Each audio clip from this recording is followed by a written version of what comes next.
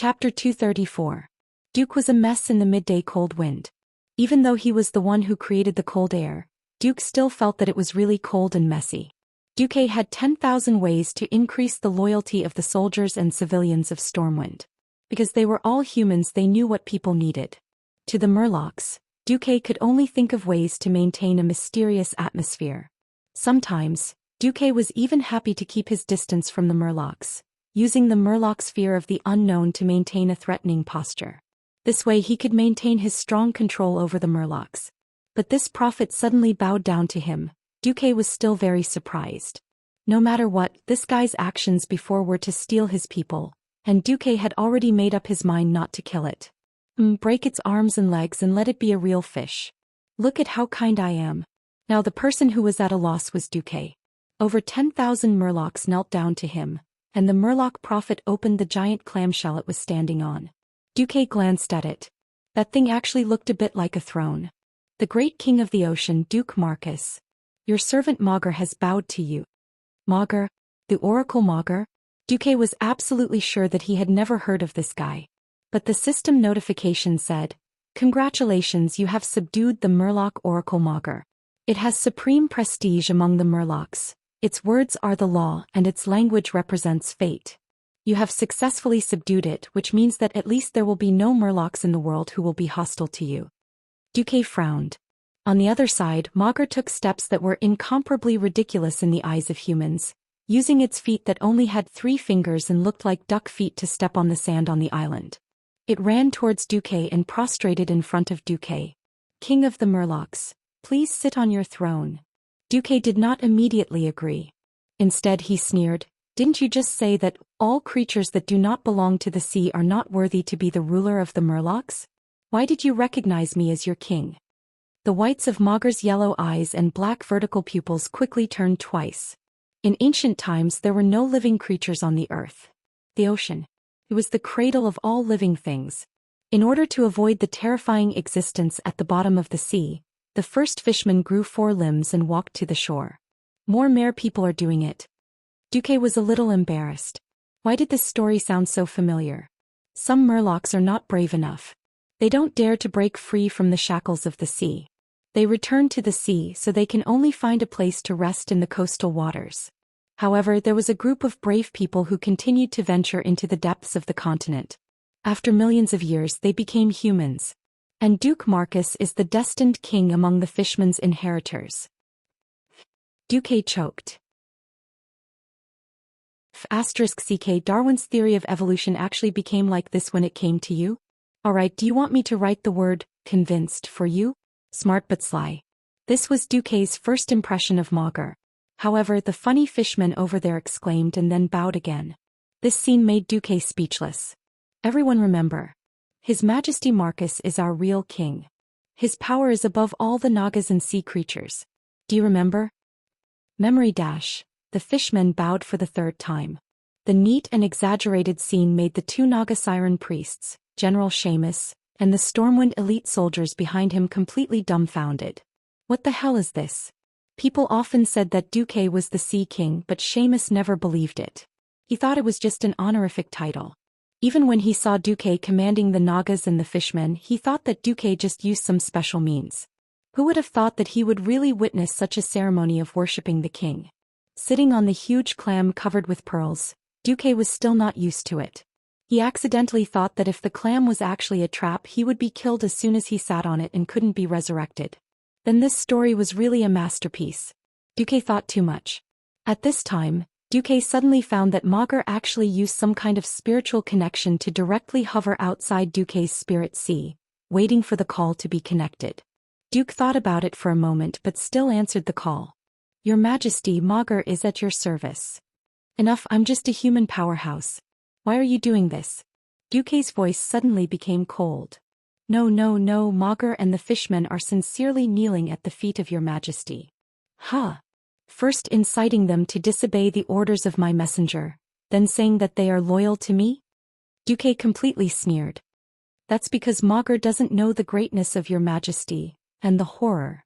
In the spiritual connection, Mogr's posture was already prostrating on the ground. Oh. Duke was interested.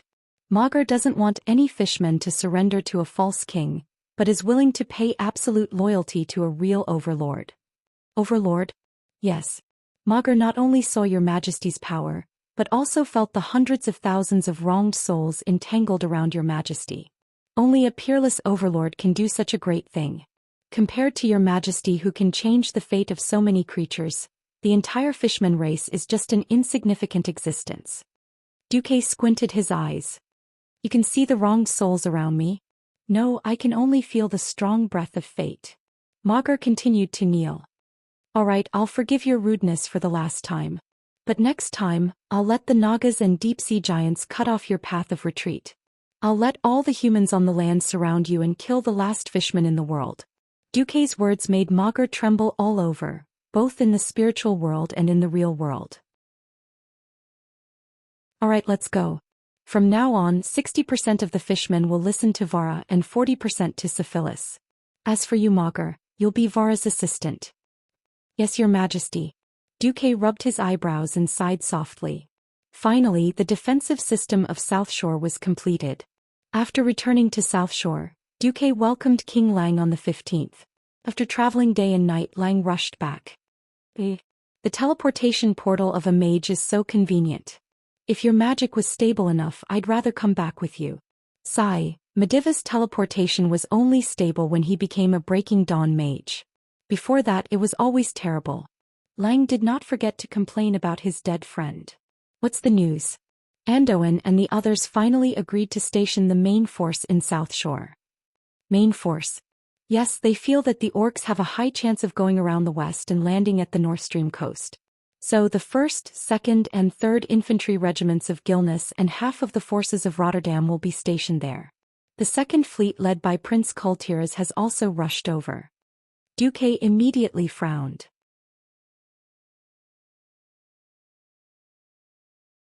Chapter 235. Duque wanted to curse out loud. Isn't this bullsh*t?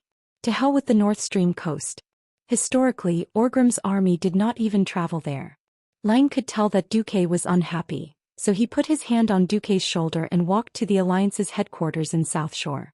It was a stone bunker that was about 4 stories high. This blockhouse had been built at the end of last month. Not only could it overlook the seaside, but it was also far enough away from the seaside. More importantly, if they didn't take down the 2 hills that surrounded South Shore, they wouldn't be able to threaten this place. As for those 2 hills, they had long since been melted by Fort Duke. Lang looked at the map and said in one breath. Actually, our forces here are already very strong. Most of the army will still be gathered here. After all, the Alliance chose to station here because this place is in the center of the Eastern Kingdom, and we can quickly use ships to travel to any corner of the continent. We have 50,000 veterans, 50,000 new soldiers, and nearly 100,000 militia who have undergone basic military training. Of course, this is all we have.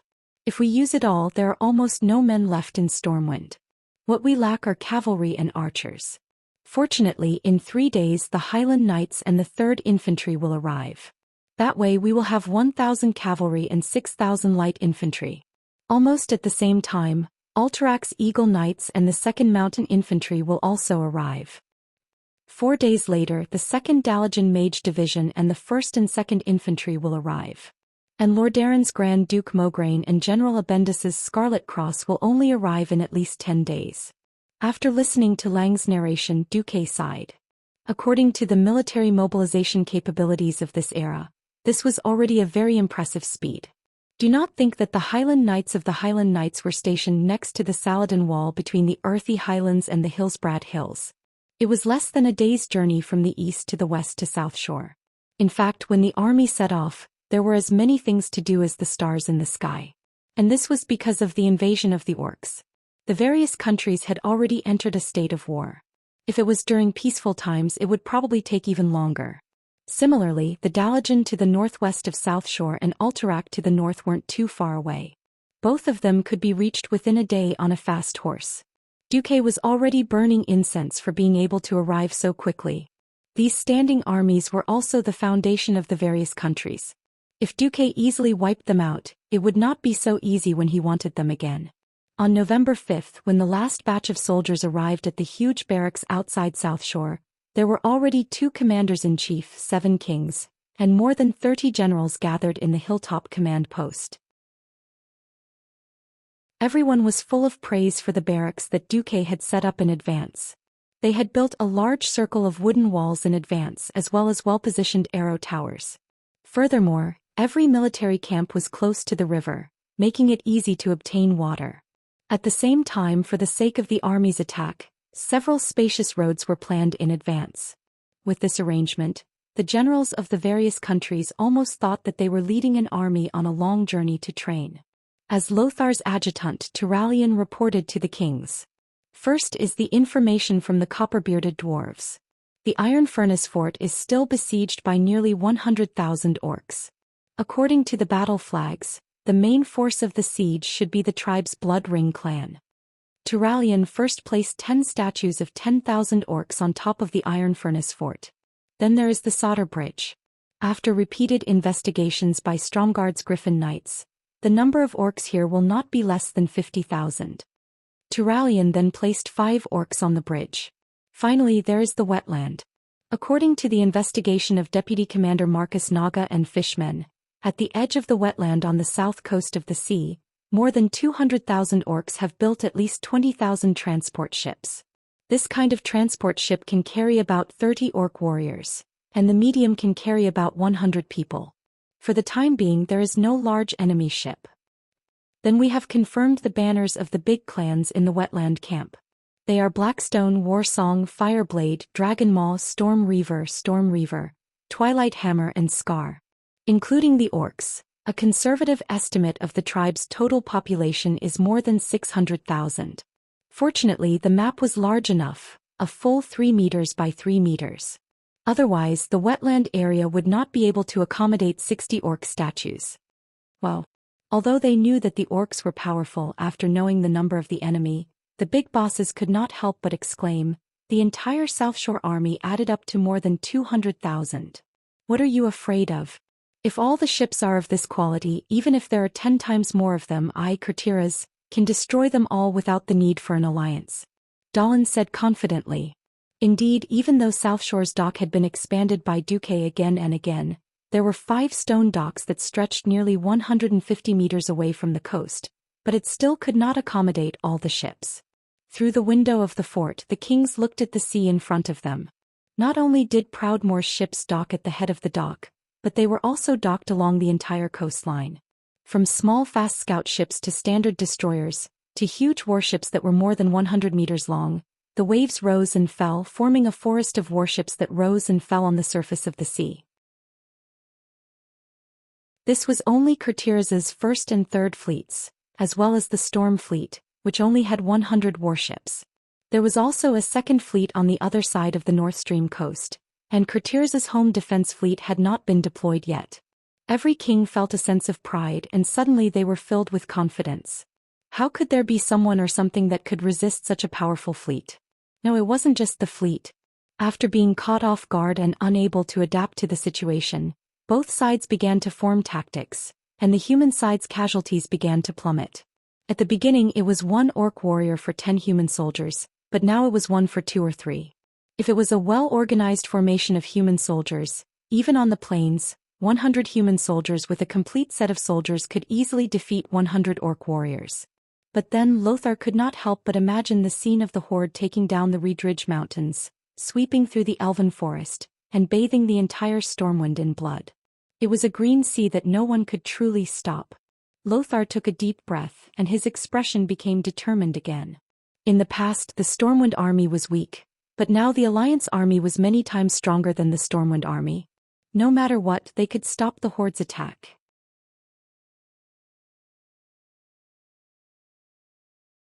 Chapter 236. Alright, this is all the troops we have now. Noxus clapped his hands to get everyone's attention. I know it takes a long time for a country to go from peace to war. Thank you, kings, for your efforts and support. What we have to think about now is how to use these troops to win a series of beautiful battles. I don't expect to destroy the entire tribe in one battle, but I hope to lead everyone to win from one victory to another. The kings and generals immediately applauded. At this time, Duque suddenly laughed. Respected Chief Commander, It seems that this is not all the troops you have now. Who else? Noxus was really stunned for a moment. The troops that the 7 human kingdoms had promised to send were all here, apart from those deployed at the North Flow coast.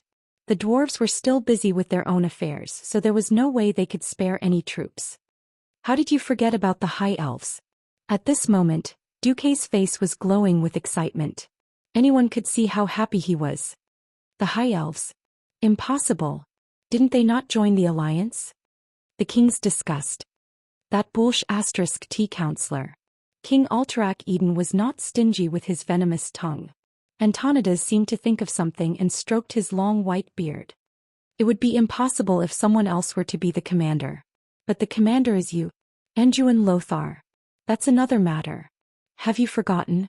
The High Elves have signed an ancient covenant with us humans since the time of Thoradin the Great.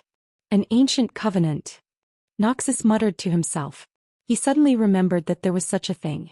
But there had been too many things recently, and the High Elves had been so cold to him that Noxus had almost forgotten about it. The old but sly Antonidas stroked his white beard and looked at the restless Duque. He laughed. I think it's better for the 2 commanders to welcome them. Antonidas was indeed steady. He knew that Senator Darkin's behavior on the day of the alliance had angered most of the kings. For the sake of face, most of the kings would definitely not go. And it would definitely not be the Sun King himself. In that case, it was completely reasonable for them not to welcome him. At this moment, a sentry hurriedly ran to the door of the command center and reported, "The elves are here." "Oh, we already knew that," Lothar said lightly. "You knew?" "We only received a report from the patrol when the elven ships were almost 5 nautical miles away." The voice of the sentinel, who was obviously from Cultivation, sounded a little bitter.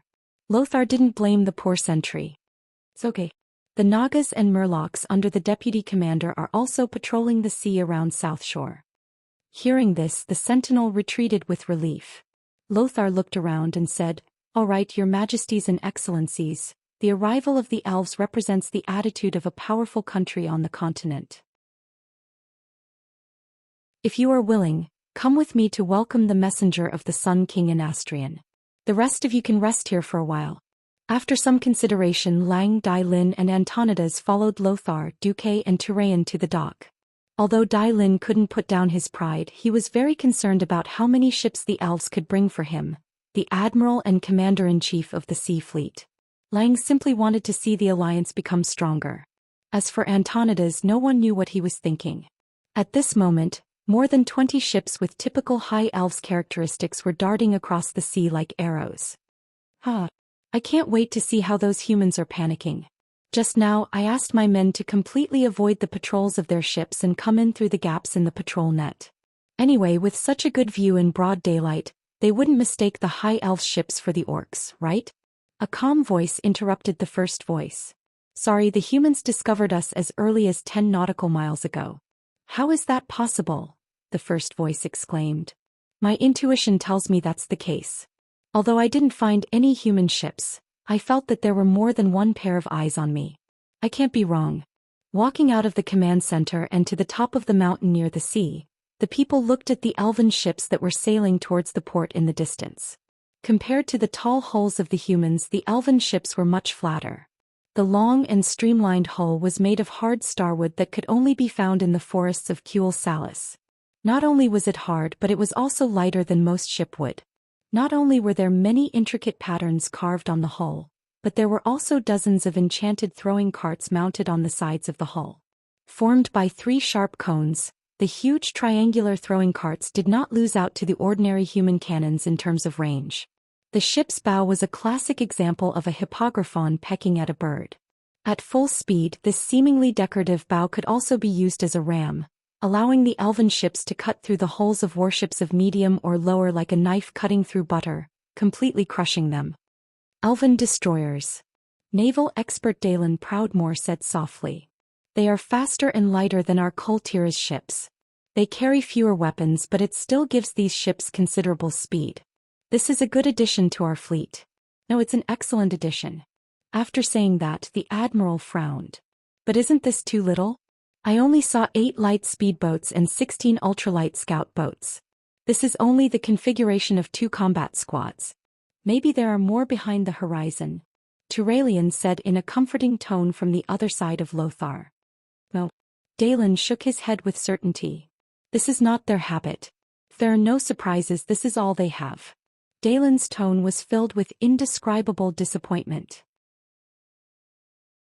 Perhaps Duque's generosity had made him look forward to more, but the greater the expectation, the greater the disappointment. Dalen's desire for more warships grew especially after he had no choice but to divide his forces to guard the sea near the North Flow coast. He knew very well that it was impossible to protect the entire coastline of the northern continent with such a small fleet. 24 ships also means that our fleet has an additional 24 ships. Duque comforted Dalen. As you said, this is an excellent addition to our fleet.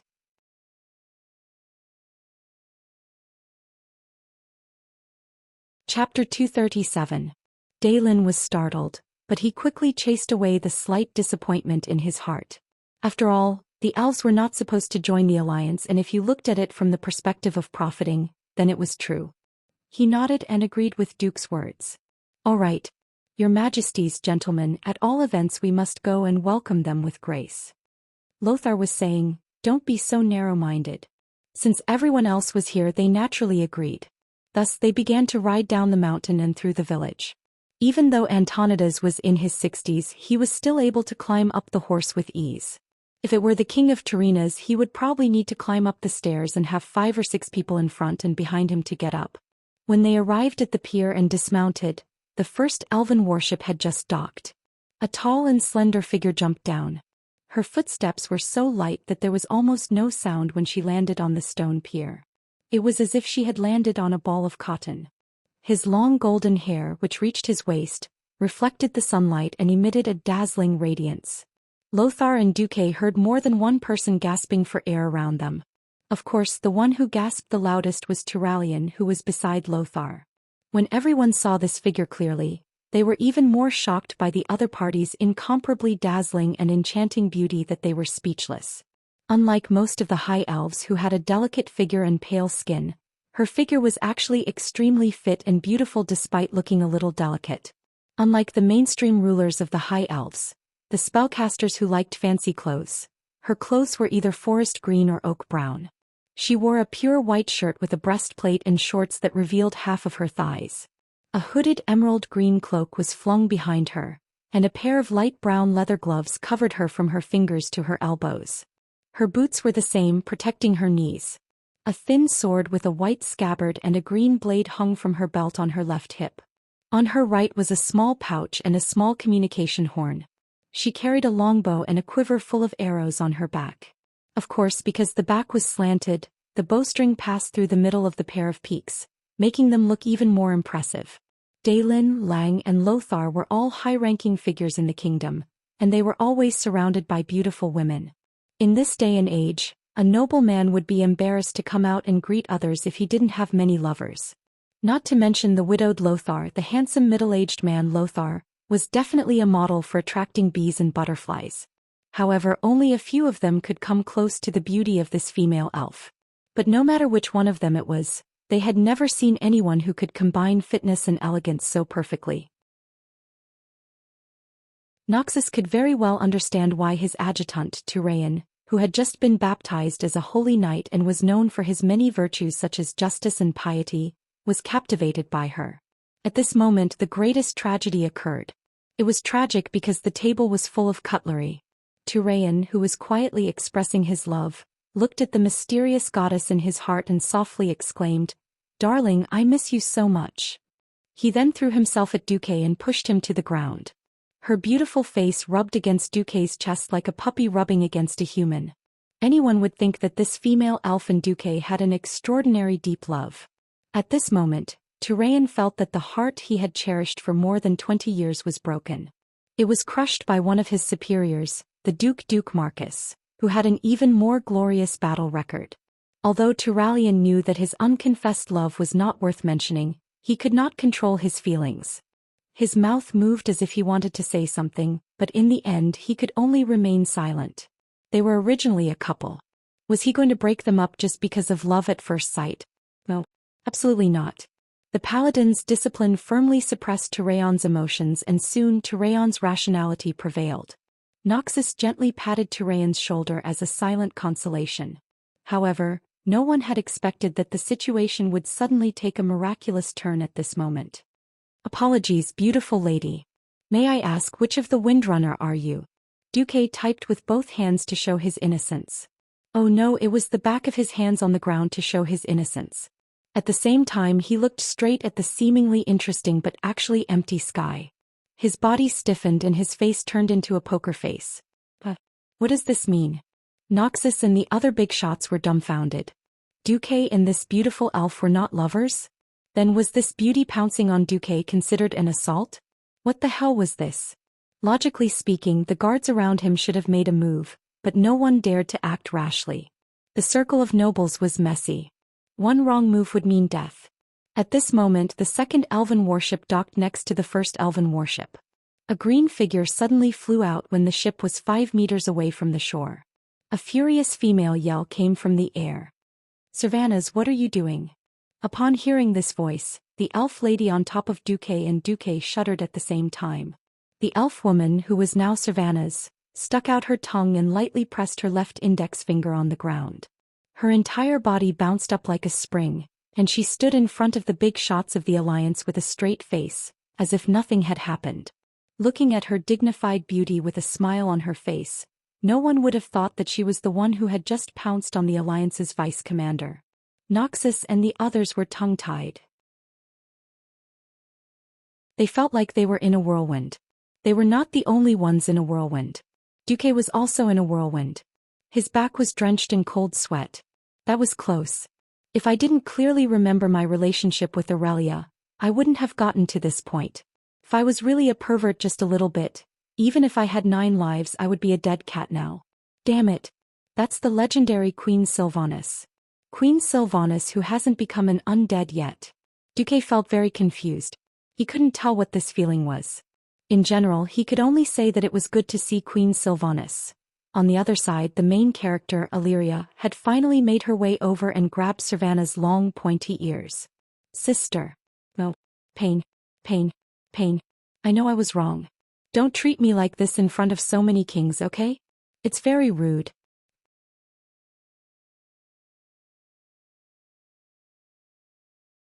Chapter 238.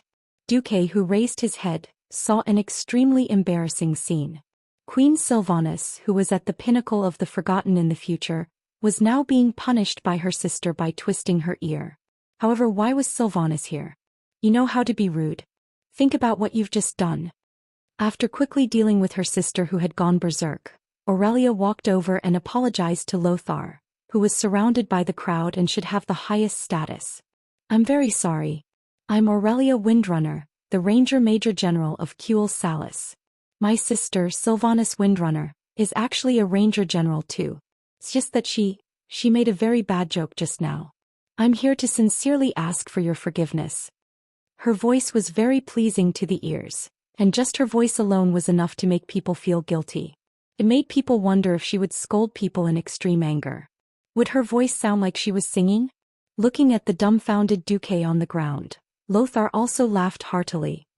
He looked around at the kings and saw that they were all smiling. "It's just a harmless joke. I don't think any magnanimous king would mind such a small thing, right?" The 3 kings nodded. "All right, welcome here. I'm Anduin Lothar, the Commander-in-Chief of the Rotterdam Alliance." "Thank you, and thank you for your understanding." Aurelia stared at her sister and bowed again to apologize.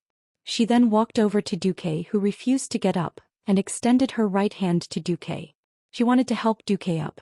Duque blinked and was thinking if he should give her a hug that he hadn't had for a long time, when Aurelia's voice suddenly came from the wind. "Hey, little guy, don't make it more difficult for me, alright? Get up first, we'll talk in private later. I don't want to cause any international disputes." Just as Duque was about to say something, a second voice came from the wind. It was Servanas's voice. "Yo, my sister, you're not being honest. How is Mr. Duke Marcus a little guy? He's clearly a handsome young man." Aurelia instantly blushed, and the crimson color spread all the way to the top of her long pointed ears. If Aurelia hadn't bent down so that her golden hair could cover her face, she would probably have made a fool of herself. To be honest, Duque still had no idea what was going on. But it was probably a good thing. However, when he heard Aurelia and her sister conversing in the whisper of the wind that no one else could hear, Duque had a feeling that Cervantes had pounced on him just now was definitely some sort of test. Now that there were dozens of pairs of eyes staring at them, it wasn't a good time to talk in detail. Duque pretended that nothing was wrong and put one hand on Aurelia's palm. As expected of the legendary goddess-like hero. Her hand was so soft. Was that incomparably smooth and soft palm really the palm that could shoot countless fatal arrows? How did the body of the high elves grow? It was actually so perfect. Even Duque was a little restless at this moment. On the other side, Aurelia, who had quickly adjusted her breath and raised her head, regained her previous demeanor. However, there was still an unconcealable wildness in her emerald green eyes. She looked at Lothar. My apologies. In fact, I brought greetings from the Sun King, Anastrian Sunstrider and the Silver Moon Council. Thank the Sun King and the Silver Moon Council for me. Lothar turned half of his body and made an introduction gesture to the group of big shots behind him. Please allow me to introduce the kings of the Alliance, the generals and my adjutant. When it came to Duque, Lothar smiled mischievously. Well, I'll ignore this one. I think Lady Aurelia may have a deeper understanding of him than I do.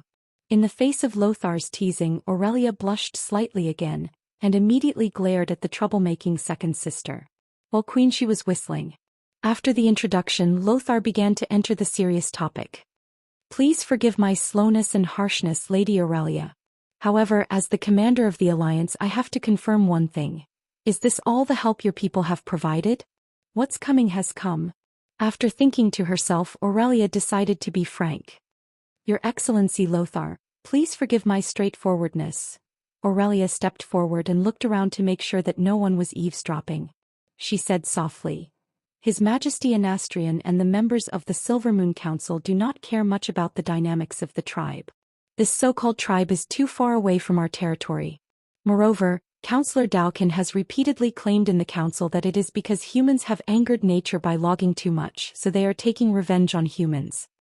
Bullshit. That bastard has ears. Lothar was furious. Sorry, I'm not talking about you. It's okay. In fact, not many people support his views.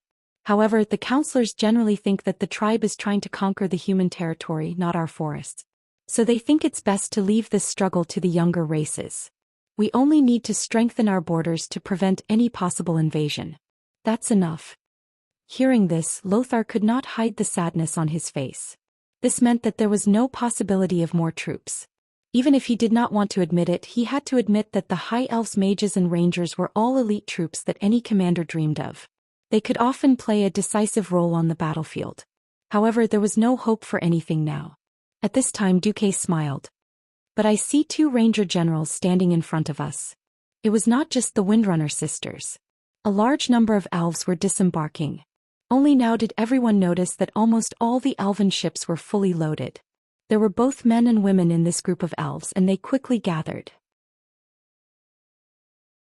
One look at their aura and expressions and it was obvious that they were elite rangers who had seen blood. They were not rookies at all. At a rough glance there were more than 1,000 of them. 2 ranger generals and an elite troop of more than 1,000 people. This could not be said to be insignificant. Duque suddenly realized that there was another short-haired version of Aurelia. 3 Windrunner? All ranger generals? Duque, Lothar and the others could not hide the surprise on their faces. Aurelia raised her hand. Oh, this is our 4th sister Lilith. She is now the ranger captain. At this point, the apparently gentler Lilith nodded towards him and continued to order her subordinates to organize their troops.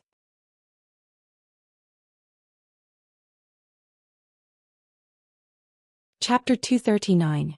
Lilith also had the beauty of the Windrunner family, but her beauty was more reserved. She was not as lively as Aurelia and Cervantes. The wolves behind Lothar were stunned again. Lothar's eyes were also filled with surprise. Lady Aurelia, I'm a little confused. Aurelia took a deep breath. She seemed to be making up her mind about something. She took out a sealed letter from her waist pouch. This is a letter from His Majesty Anastrian to the Alliance's Commander-in-Chief. As Lothar opened the letter and quickly scanned through the human language, Aurelia was also explaining the nature of this support to the others. Because Sir Lothar is the last descendant of the earthy bloodline. Our ancestors have sworn to always help your Emperor Thoradin and all his relatives. Even His Majesty Anastrian could not deny that obligation. He has sent this combat team to thank you for your help. Lothar repeatedly read the letter to make sure that he did not read it wrong. The letter only wrote about a small fleet consisting of 4 light destroyers and 8 ultralight scout ships. There was no mention of the ranger unit or the ranger generals. Then what's the matter with you and your ranger unit? Lothar asked. My sisters and I came here of our own free will, she announced proudly, puffing out her chest. At the same time, she subconsciously flicked her golden hair that could sell shampoo advertisements. She was like a warrior who had sharpened her sword and repaired her armor, ready to charge into the battlefield. I have a completely different view from my people. I sense the evil behind the battle. This will be infinitely more serious than my king imagines. If the horde is as cruel as you say, then the dwarves, high elves, humans, all intelligent life on this planet will face the danger of destruction. When the kingdoms of the humans and dwarves are destroyed, our forest will not be able to hold on for long. She fearlessly looked at Lothar and the other kings behind him. Only then did everyone realize that this beautiful woman's confidence and boldness came from her glorious battle experience. In fact, before Thoradin the Great was born, this woman was already very famous in the war against the trolls. That's right. The high elves were superhumans with eternal life. And Aurelia should be over 3,800 years old. In terms of combat experience, Lothar's ancestors couldn't compare to Aurelia's. At this moment, Aurelia seemed even more warlike than the beastmen and more righteous than the holy knights. What kind of sentiment was this? Not only did he bravely join the war that even his own country opposed, but he also brought along the elites of almost his entire family. No king or general present was blind. Everyone could see that most of the rangers had the Windrunner family crest on their badges. Even the elite troops of Duke Mograine of Rotterdam, who was commonly known as the High Lord, and had a large fief, were nothing more than that. Aurelia had definitely dug out all the secrets of the Windrunner family. Lothar was almost moved to tears. Antonidas, who was behind Lothar, obviously had a different opinion. He noticed that Servanas was covering his mouth and snickering behind Aurelia. The old great mage spoke. Yes. Why doesn't anyone praise Madame Aurelia's beauty? I remember when a deputy commander of the alliance met the Princess of Rotterdam, he not only praised Princess Kalia's beauty, but also presented her with a beautiful magic rose. Now Aurelia and Madame Servanas are so beautiful. I don't think His Excellency Duke Marcus would be so biased, would he? What the hell are you doing? At this moment, Lang, Andoin, and Duque glared at the old man. Everyone could tell that Aurelia had probably brought her family's private troops over for the sake of Duque. What are you messing around for? Servanas's gossipy soul was burning fiercely, and he just so happened to add, Oh? Is that so? Is the Princess of Rotterdam really beautiful? What kind of magic rose is it? I'm not as ingenious as Sir Marcus, but it's something like this. Antonidas flipped his wrist and suddenly, an ice fire rose with ice on the outside and fire elements flowing on the inside appeared in his hand. Of course, those who had seen it would know that it was quite different from the one made by Duque. This was also deliberately done by the old man. The old man even ran over and offered the flower to Servanas. This is a compliment to your beauty. Thank you. It was really a compliment. Antonidas and Queen Sylvanas had also forced Duque and Aurelia into a corner. Duque was now very sure that Queen Sylvanas definitely knew something and was making a fuss. And Antonidas, this old man, is a bit sinister. Not only Duque, but everyone could tell that Antonidas obviously did not want the Princess of Rotterdam to marry Duque. Even if it was only a possibility, he had to eliminate it. That's right. If Duque, who had control of Karazhan, really went into the arms of Rotterdam, it would be a huge challenge to the Dalajan's status as the Holy Land of Magic. The books of Karazhan could definitely make the magic level of Rotterdam soar many levels in a decade. As for the High Elves were the ancestors of magic. Seeing through the old man's thoughts, Duque couldn't help but smile bitterly. Of course, he was not interested in going to Rotterdam, which was destined to fail in history. But Antonidas didn't know. Sigh, it's all my fault for accidentally pretending to be a fool. Don't pretend, or you'll be struck by lightning. Well, now I've been forced to do something beyond my abilities. Aurelia was jealous. Beautiful women always had a kind of pride that outsiders could not imagine. If the other party had nothing to do with him, then forget it. The High Elves were a magical race that maintained eternal beauty, and the beauty of a human beauty that was only a little more than 10 years old was nothing to them. The problem was that after Aurelia returned to Kuel Salis, something big really happened that had something to do with Duque. If it were someone else, Aurelia would definitely not care, but Duque? Only Duque. Aurelia really could not ignore it. No need, Duque, I'm an old woman that's thousands of years old, what haven't I seen? I don't need such hypocritical praise. Well, that was what she said, but the look in Aurelia's eyes was completely different. That pair of seemingly calm emerald eyes were clearly filled with indignation and anger.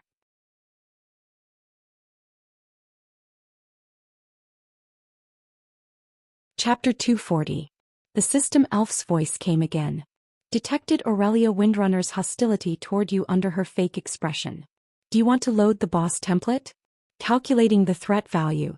The threat value is quite chaotic, but it is strongly recommended that the host surrender immediately. Surrender my ass. What's the point of thinking so much? The translation of that look was, kid, I don't like the look of you. Hurry up and coax me or else I'll make you suffer later. Duque didn't know what happened to Aurelia. He only knew that everything had a cause and effect. If it was just because of that friendly interaction, Aurelia wouldn't have pulled out the entire Windrunner family. On the other hand, although he hadn't known Aurelia for long, Duque knew that something must have happened to Aurelia. Otherwise, Aurelia wouldn't have minded him fawning over Princess Kalia. After all, among the 3 Windrunner sisters in history, Aurelia was famous for being mature and steady. She wasn't the kind of woman who would be unreasonable and lose her temper at will. Calling herself an old woman. If Aurelia was a warrior, she would be full of anger. Duque's heart skipped a beat. Then Duque understood. Wasn't he just going to show off even more? Wasn't he just coaxing the goddess? Duque slowly turned his head and glanced at Turalyon. He didn't know why, but he felt that the holy light slowly overflowing from Turalyon's head was green. Yes, that must be the light called protection. Duque smiled. His right hand drew a beautiful arc in the air, and the fingers of his right hand closed and fell on his left shoulder. Sister Aurelia, for your beauty, please allow the Duque Orchestra to perform Ode to Joy. Ode to Joy? Did it sound like the name of a song? Was it a hymn? Or something else? But singing here? A cappella? What did the Duque Orchestra mean? Not only Aurelia but all the Alliance elders were also curious. In any case, Aurelia had made up her mind. Since she had forced Duque to this point, she would see what he could do. As long as Duque's ice and fire magic rose was worse than that ice and fire magic rose, then he wouldn't accept it and would teach Duque a lesson. Aurelia supported her right elbow with her left hand and her right cheek with her right hand. She looked like she was waiting to watch a good show. Duque activated his arcane and ice magic circuits at the same time. A purplish-blue, mysterious magic array suddenly unfolded beneath Duque's feet. The elements in the air around him trembled and were quickly tamed, as if they had become a part of Duque's body, obediently listening to Duque's commands. Under the noon sun, in the shallow water on both sides of the dock where Duque and the others stood, crystal-clear pillars of ice as thick as an arm suddenly rose. The tallest one was more than 10 meters high. It might not be appropriate to call them pillars, but these hollow ice tubes were even finer than glass tubes carved by craftsmen. Not only were they thick, but they were also crystal clear, much more transparent than most glass in this era. The sudden appearance of so many tubes on the beach next to the dock not only attracted the attention of the high elves who were lining up, but also stunned all the human guards at the dock. What was this? Not to mention the kings and generals, even the elves who had lived for countless years and thought they were knowledgeable couldn't tell what it was at all. Percussion music? But it didn't seem like it. Duque gave Aurelia the most confident smile, raised his left hand in a very pretentious manner and snapped his fingers. 28 hands of magic appeared next to the ice tubes in 2 rows, like musicians in an orchestra who were preparing to play instruments. Each pair of hands of magic that emitted soft white light made a relaxed posture similar to a conductor's starting hand. In the next second, the performance began. Bang! With a bang, as a team of hands of magic touched the third tube on the left, the ice tube immediately flew into the air, and then like a silver bottle exploding, it instantly exploded into countless ice crystal powder. The ice crystals made of seawater exploded and dispersed under the sunlight, forming a gorgeous effect like fireworks. Aurelia's sexy long ears twitched. She seemed to hear a sound. Me? She thought she was hallucinating, but as more hands of magic made the tubes rise into the air and explode like plucked strings, not only did the powdery ice crystals form a colorful rainbow in the sky, but she also heard a complete song. Me fe sua fe me.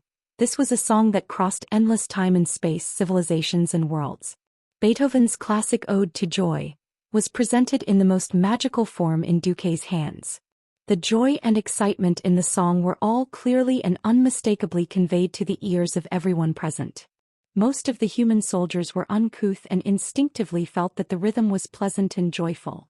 But the high-ranking nobles and kings knew what was good for them. Of course, the most knowledgeable were the high elves, who had spent thousands of years of boredom and immersed themselves in music and art when they had nothing to do. Most of the high elves were self-proclaimed nobility and looked down on a young and short-lived race like humans. They felt that humans were very uncouth, but in fact they were not much better than the so-called barbaric orcs. Duque had completely changed their views. Not only in their eyes, but Duque had an unparalleled talent for songwriting. There was also Duque's extraordinary control of magical elements. Most of the high elves who were rangers were not very talented in magic, but it did not mean that they had no vision. The long years had given them unparalleled experience and vision. They could almost see at a glance that although Duque's mage level was not high, his exquisite and terrifying control of magic was definitely not inferior to most of the members of the Silver Moon Council. What level was the members of the Silver Moon Council? They represented the pinnacle of the High Elves' magic civilization. It would not be an exaggeration to say that they stood at the peak of the magic field in the entire world. This was quite a high evaluation. Looking at Duque waving his hands lightly like a conductor, pretending to direct those hands of magic to play the song without making any mistakes. The three Windrunner sisters who were present were angry and amused at the same time. But the three sisters who had seen through Duque all regarded it as a small mistake in casting multiple spells. After all, normally, no one could do so many different things at the same time without making a mistake. Oh, so he is Duke Marcus, the calm Lilith said softly to herself. In the whisper of wind, Servanas laughed and said, "You really are a little guy with endless new surprises. No wonder Big Sister loves you so much." Not hesitating to, "Enough." Aurelia interrupted Servanas in the whisper of wind. Ignoring the others' reactions, Aurelia the Great Demon Queen was very satisfied. She walked over in public and gave Duque a passionate kiss. Well, unfortunately, it was on Duque's forehead. Little brother Duque. Duque was speechless. Damn.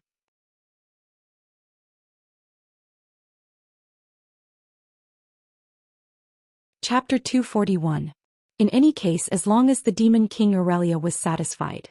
Looking at the emerald green eyes that turned into crescent moons, Duque knew that he had finally passed the test. Unconsciously, Duque touched the place where he was kissed. That kind of touch that was softer than rose petals seemed to linger on his forehead, unable to disperse, leaving a lingering fragrance. She seemed to know that she and Duque had overshadowed the host.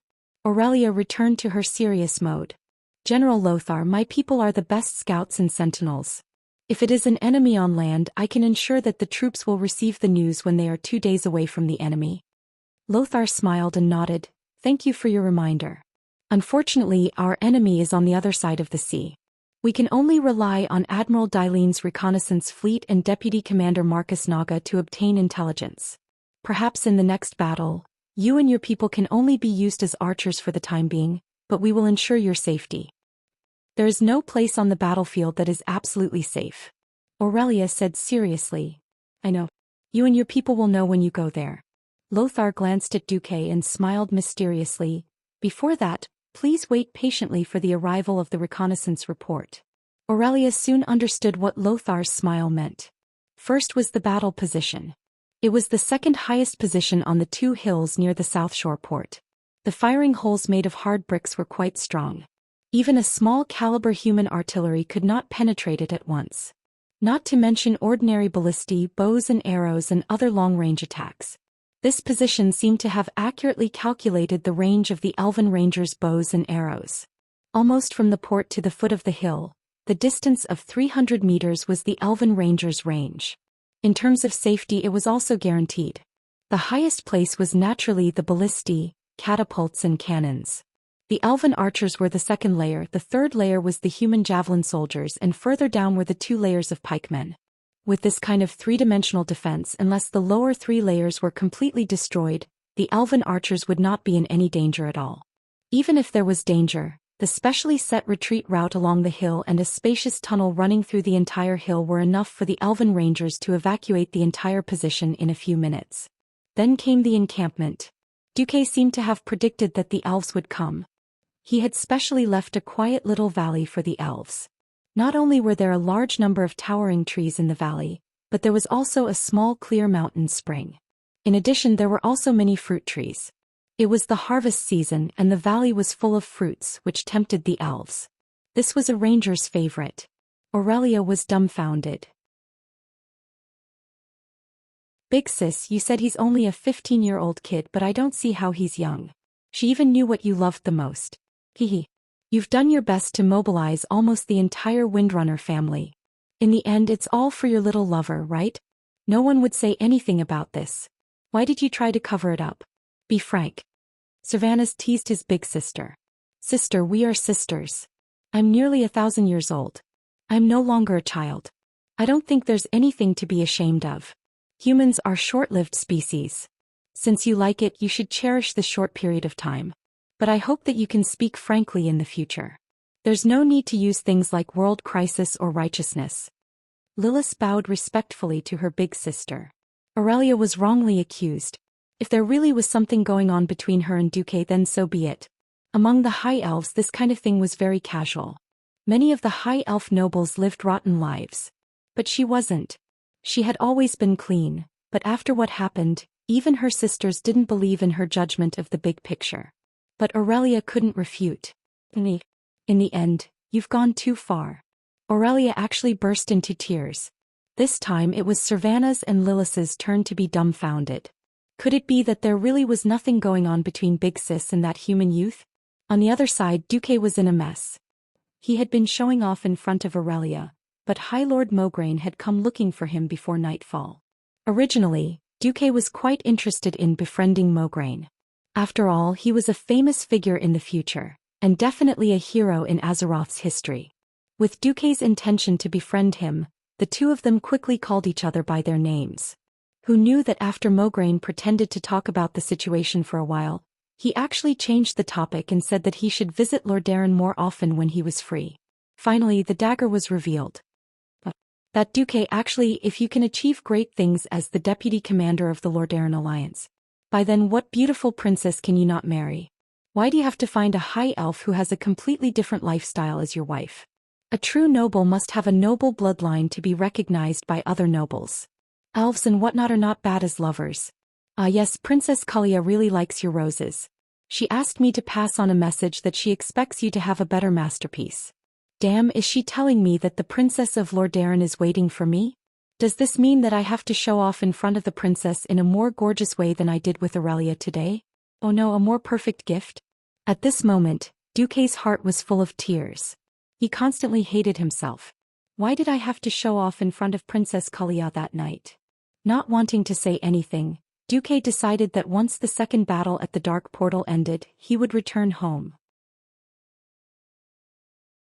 Oh no, return to Karazhan to focus on magic training. He would not see anyone. Originally, Duque had ordered that he would not see anyone. But in the evening, Duque's system elf and two of Duque's guards became vigilant at the same time. Who? A man and a woman's voice spoke in unison. The woman was naturally Duque's little maid, Vanessa. She lifted the right side of her maid's skirt at lightning speed, revealing a white thigh and a neat row of throwing knives tied to it. It was probably a thief's ultimate skill, fan of knives, throwing more than a dozen sharp knives at any suspicious target.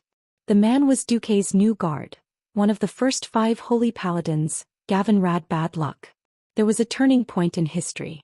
Originally, Gavinrad, who was born in Stormwind City and was a holy knight under Lothar, would have become a member of the Silver Hand Knights, but Lang and Lothar arranged for him to be a guard for Duque. At this moment he raised his warhammer. At this moment 2 slender and perfect legs hung down from the eaves, and Servanus's voice sounded. "Hey Duque, did you know? Big Sister spent 3 months in the Black Prison not long ago."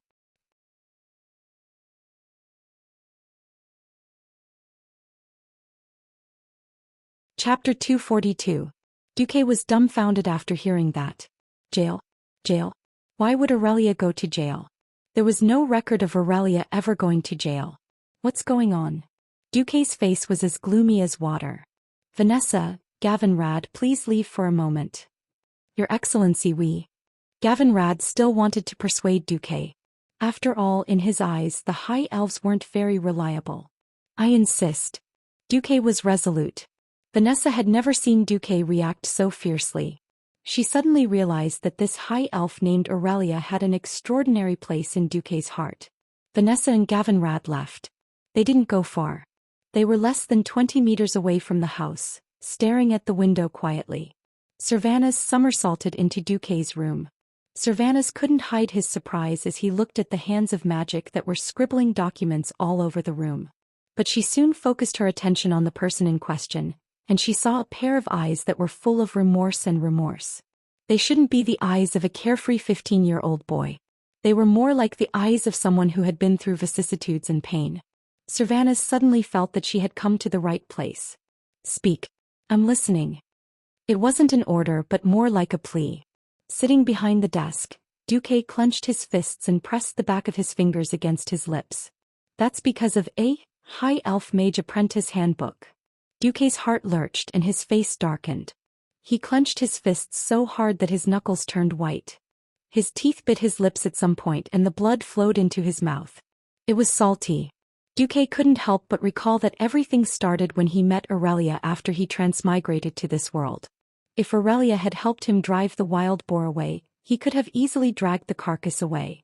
In that case, this letter containing the secret manual of the arcane fire circuit that the Sun King had imparted to Kale, that was the key to Duque's true rise. It was not an exaggeration to say that without this handbook, Duque could have become an outstanding mage. However, it was only excellent. There was still a huge gap between the current transcendents, who could easily defeat mages of the same level or higher. Duque secretly compared it to other mages. Even those legendary mages like Krasus and Kalthazad, his arcane fire magic circuit was not inferior. What did he rely on? Wasn't it just Aurelia's seemingly unintentional gift? It was hard for Duque to say what kind of attitude and feelings he had towards Aurelia. But Duque definitely knew one thing that couldn't be erased. Aurelia was definitely his benefactor.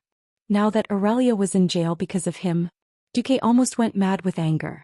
Servanus did not seem to see Duque's reaction, and continued to tell his story in one breath. Queen Sylvanas, who was proud in front of the world in later generations, was now telling a slightly sad story in the tone of a little girl next door. Originally, it was purely an accident that this handbook fell into Elder Sister's hands. But Elder Sister didn't know that third sister, Sasha, had signed an agreement that forbade this handbook from being circulated to anyone outside the Windrunner family. Violators would be severely punished. Sasha forgot to tell Elder Sister about this. She only told Elder Sister to return this handbook to Prince Kale. That's when she passed by the Dalajan. In fact, the prince wouldn't use this handbook. However, due to his adherence to the confidentiality of magic, the prince who didn't receive the handbook reported this matter to the kingdom. Later, this matter alarmed His Majesty, Sun King Anastrian. Originally, it wouldn't have been a problem even if an apprentice's handbook was lost. Even if there was a problem with the power of the Windrunner family, it could be easily settled. The problem was that this handbook contained the secret of the Sunstrider royal family's arcane magic circuit. If this secret hadn't been cracked and used, Elder Sister would still be fine. The problem was that there was a human youth who obtained this handbook and discovered this secret. He even used the arcane spell circuit training tutorial in this handbook to complete the basic construction of the arcane fire magic circuit in one step. If this youth was an ordinary person, as long as the Kuel Salus royal family sent a spellbreaker troop to destroy his magic circuit and stop the leakage of magic, then everything would be fine. Unfortunately, when this matter was discovered, the youth had already become an important minister of a human kingdom. After all, this matter was the High Elf's own fault. Moreover, the Sun King's secret possession of the magic circuit construction aroused strong dissatisfaction from the Silver Moon Council. So in the end, elder sister was only sentenced to 3 months of imprisonment in the Black Prison. Perhaps you will think that 3 months is not long, but for the Windrunner who loves freedom and is naturally undisciplined, this is more painful than the death penalty. Elder sister wouldn't let any of us sisters tell you. But I still couldn't help it because not long after elder sister came out, she asked about you again. When she heard about your deeds and that you became the Alliance's deputy commander, elder sister, who originally planned to come alone, used all her connections and mobilized the entire Windrunner family's elites to help. I don't know why elder sister did this. But I only know that you owe elder sister a lot of favors. I once suspected that you were elder sister's lover in the human world, so I tested you when I got off the ship. At this point, Sylvanas shrugged a little dejectedly. Well, I still don't know what the relationship between you two is, but if you harm elder sister again, this time it will be the other 3 sisters who won't let you go. After a long sigh, Duque opened his mouth. To Queen Sylvanas' surprise, Duque did not promise any compensation, nor did he make any oath. He just said something without rhyme or reason. Time will eventually prove that I am lucky to know Aurelia. It is the Windrunner's luck that Aurelia knows me. Sylvanas tilted her head curiously, and then her figure flashed and disappeared into the gradually darkening sky. The room fell into silence again. After a long time, Duque suddenly said, "Sister Aurelia, shall we go out for a walk?" The forest 30 meters behind the wooden house was also dead silent. After a full 10 seconds, a faint response came from the forest. Okay. As the night fell, Duque and Aurelia walked side by side in a forest far away from the refugee camp and the military camp.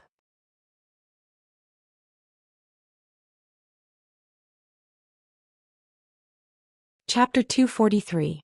The woods were quiet. Apart from the chirping of insects and birds, there wasn't even the roar of large beasts. There might have been beasts before this year, but since the arrival of a large number of refugees and the repeated sweeps of locust-like hunters, there were only small beasts left in the forest of the Hillsbrad Hills. The two walked side by side for a long time without saying a word. The atmosphere was quiet and a little awkward.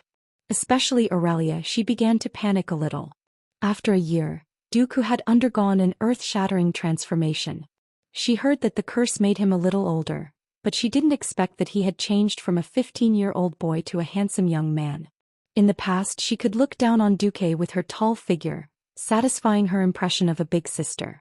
Now, because of Duque's growth, even when she walked with Duque, she felt like lovers. Originally, she was just curious about Duque, because a 15-year-old human male was no different from a baby in Aurelia's eyes. So Aurelia could tease Duque and make fun of Duque. But in just a year, Duque's change was so great that Aurelia was tongue-tied. Regardless of whether it was in terms of physical growth, strength, or status, it was all in terms of growth. This Duque was completely unfamiliar to her. But Duque seemed to know her very well and had prepared everything for her, which made her feel extremely warm. Not only was Aurelia confused, but Duque was also confused. After thinking for a long time, Aurelia spoke first. Actually, you don't have to care about me being in prison. I should say that I'm just in solitary confinement. I'm also treated well in prison. When you grow up, you will understand that everyone has to be responsible for what they do. Although I was punished for my mistakes, it has nothing to do with you. Don't feel like you owe me anything. Duque smiled faintly. I don't think the kings of the 7 human kingdoms are stupid enough to let a child be the deputy commander of the Alliance. Aurelia was choked by Duque. Aurelia suddenly became angry. She had been imprisoned for 3 months for this brat, and this brat was actually showing off. Aurelia reached out and wanted to knock Duque's head. Duque's bright eyes made Aurelia's movements stop. Aurelia, from the moment Sylvanas told me about this, I've been wondering if I should do something to make it up to you. But I realized that if I did that, it would only make you feel worse, and it would also make you look down on me. Aurelia blinked her big green eyes as if saying, "How did you know?" Not only do you have a sense of responsibility, but you are also a person with a sense of justice and fairness. You will feel that it is your responsibility. Even if I have a vested interest, I should not be responsible for your mistakes. Right? Aurelia took a deep breath. That's right. Duque screamed in his heart. That's why you will become the heroine of later generations. The heroine whose statue is placed in Storm City's King's Valley, admired by all the citizens of Storm City and everyone who comes to King's Valley. A kind of excitement surged in Duque's heart. The reason why you mobilized the Windrunner family to send out troops is not because I am the deputy commander, but because on one hand, you discovered that the situation on the continent is deteriorating rapidly. On the other hand, you think that with my help, you have more confidence in letting your people play a better role in this war. Because you have also carefully studied everything I have done in the past year, right? Duque's words went straight to the bottom of Aurelia's heart. She didn't know when it started, but Aurelia's eyes were a little red. That was the feeling of relief that came from finally being recognized for everything she had done. In the end, she nodded heavily. At this time, Duque suddenly reached out to grab Aurelia's arms. Aurelia was stunned for a moment, but in the end she didn't resist.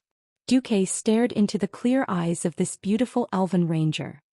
Straighten your chest, Sister Aurelia. Because of the letter you sent, Storm City had a once-in-a-century magic genius.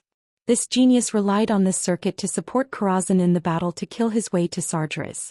Because of your letter, Storm City had a great mage who was good at using flames. He burned hundreds of thousands of orcs. And because of your letter, this genius young mage created a giant ice block and saved 50,000 elite Stormwind warriors who had no hope of escaping. In the end, because of your letter, a new legend was created. And this legend continues to write the legend of him and Aurelia Windrunner as the deputy commander of the Alliance. With your momentary sacrifice, you cultivated a child of destiny who changed the history of the entire continent, and even the fate of all intelligent creatures on the planet. Sister, will you feel better if I say this? Duque's words were like enlightenment, and it suddenly made Aurelia wake up. Aurelia's eyes were filled with that almost untamed wildness again. Oh, why didn't I realize before that you are so good at talking, kid? In that case, my 3 months in the little black room were not in vain. It seems that I should consider giving you a trophy or something. Duque smiled. Good. Stop being so smug. I spent 3 months in a little black room with no fun places to go and no books. That's not a small price to pay. Kid, are you ready to be my servant? I've been very busy recently. I probably have to work for someone and it might be 100 years later, Duque said seriously. Bastard. No one can renege on a debt to me, Aurelia Windrunner. No one. Aurelia pretended to roar and choked Duque's neck. As a man, he will definitely not owe anything. Oh, that's it? Aurelia suddenly remembered something. We sisters look quite similar and you humans all look the same to us high elves. How did you tell us apart? Luckily you did, or else I really wouldn't be able to defend myself. Duque remained silent, because everything he said could be used as evidence in court. Yes, if he confessed he would be severely punished. If he resisted he would be lenient and he would go home for the new year. Unfortunately, Duque only controlled his mouth but forgot to control his eyes. He unconsciously glanced at Aurelia's cleavage. With just one glance, Duque was in trouble. Aurelia suddenly realized that this little bastard could tell them apart based on the weight of the Meat Mountain Demon King. You bastard, slap. A crisp slap came from the forest, startling countless birds.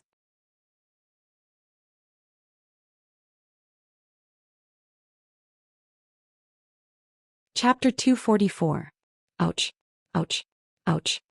The mighty Sea King, Sky Wizard and Alliance Deputy Commander Duke Marcus was in a small wooden hut, nursing his wounds. Sir, you have no self-respect. There is no need for you to accommodate that wild woman from Kuel Salis. As a powerful wizard who deserves the most perfect protection, as an important minister of Stormwind, as one of the most important figures in the Alliance, you should consider finding a suitable noble lady to marry. Instead of running to those wild women who jump around in the forest all day and getting beaten up. Gavin Rad was using holy light to treat Duque's wounds. Duque grimaced but did not refute Gavin Rad's words. This did not mean that Duque approved of it. It was just that it was useless to say anything. Gavinrad Misfortune, as the most capable of fighting among the new generation of Stormwind City nobles, was forced by Lothar to attend Archbishop Fael's ceremony and became one of the 7 Holy Knights. Unfortunately, among the 7 Holy Knights, Gavinrad's strength was only above the weakest Windsor, and even below Bolvar, whom Duque had forced in. As one of the 5 Holy Knights in history, Gavinrad also had the least presence. In the later Battle of Andoril, Gavinrad died at the hands of Arthas, who had turned into a Death Knight. It was not that Gavinrad was weak. In terms of strength, if the strongest Uther was defined as the maximum value of 100, then Gavinrad would be around 82. He was probably at an excellent level. The main reason was that the other Holy Knights were too arrogant. His natural strength was not off the charts, coupled with a large amount of aristocratic thinking and a lack of devotion to the Holy Light. His performance in history was not outstanding enough. As a guard, his performance was enough to make Duque feel at ease. Even though he knew that Gavinrad was doing it for Duque's own good, sometimes some words were very harsh, such as, "Sir Marcus, if you need to vent, I would suggest that you..."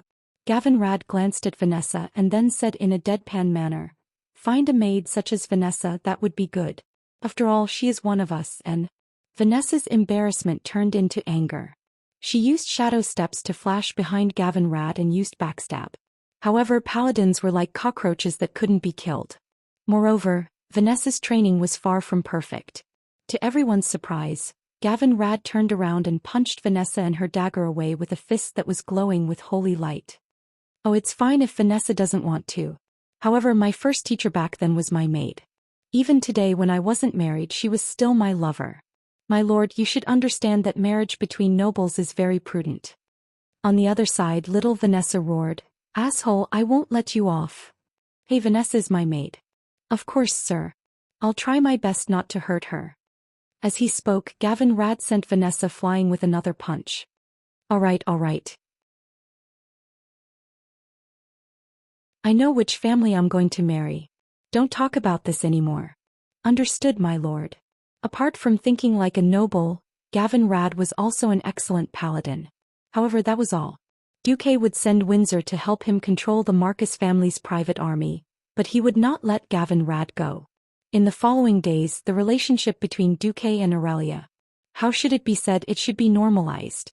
Things would go as they should. They would not be overly intimate, nor would there be any so-called estrangement. The two got along naturally. The only problem was that Aurelia still often treated Duque as a child. Lothar also teased Duque from time to time, saying that he had occupied the 2 most beautiful elven rangers, but could not eat either of them. Time entered November 11th. Lothar found that there was nothing that could make him laugh. The Griffin sentries stationed near the wetlands, near the mountains around Iron Stove Castle, had returned, almost as corpses. In order to ambush them, the Horde had sent out a large number of search teams.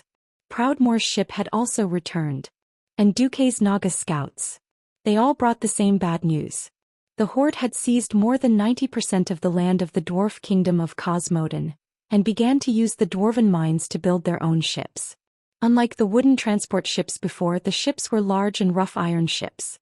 They were very clumsy, but they could carry thousands of orcs in their cabins. These ships would quickly carry the Horde across the water. Their target was obviously South Shore, or to be precise, the west coast of South Shore. Because these days, there had been countless Horde scouting boats trying to pass through the Naga and Murlocs to investigate the movement on the west coast. South Shore, on the other hand, did not have a single Horde scouting boat. It was completely like an abandoned target. It seemed that if the Horde successfully landed on the west coast of Hillsbrad, they would be at the midpoint between here and Gilneas, not far from the territories of Gilneas, Dalajan and Alterac. Then the Horde would have the initiative and the orcs could attack in any direction. If the Alliance could move quickly, they could wait for the Horde to arrive and fight them head-on. "Gather the army." Lothar roared, "Abandon everything we don't need. If we are alive, we can send people back later. Now we just need to maintain speed. Let's go. Let's go." When his other adjutants were about to go out of the headquarters to gather their own troops, Lothar turned around and looked at Duque. The king stood next to him. "Sorry, your South Shore defense line seems to be useless. The Horde has changed a great chief and it feels much smarter." Lothar comforted the young Duque. Not only Lothar but many others also gave Duque a comforting look. Everyone knew that Duque had spent an unimaginable amount of effort to build the South Shore defense line. As the representative of the elves, Aurelia also attended the meeting. She almost wanted to go up and comfort Duque. At this moment Duque suddenly spoke. "General Lothar, do you want the few elites of the Alliance to fight against the Horde in the open wilderness?" Lothar looked a little unhappy. "What else can we do? We can't control where the Horde will land. We can't set up a long defense line along the entire Hillsbrad coastline at this time. If the Horde lands on the west coast, they will directly bypass your defense line in the direction of the sea in South Shore, and all the Alliance troops will be surrounded and annihilated in South Shore." Lothar was half explaining and half commanding to Duque as a senior tactician. At this time he and Aurelia both saw the corner of Duque's mouth raised. "Then let the Horde come to South Shore themselves to die." Duque snapped his fingers and Windsor immediately understood. He walked out of the command post and waved 2 red flags high. Then the next moment, countless forts suddenly appeared on the hills in the distance where there was only green. Lothar and the others were stunned.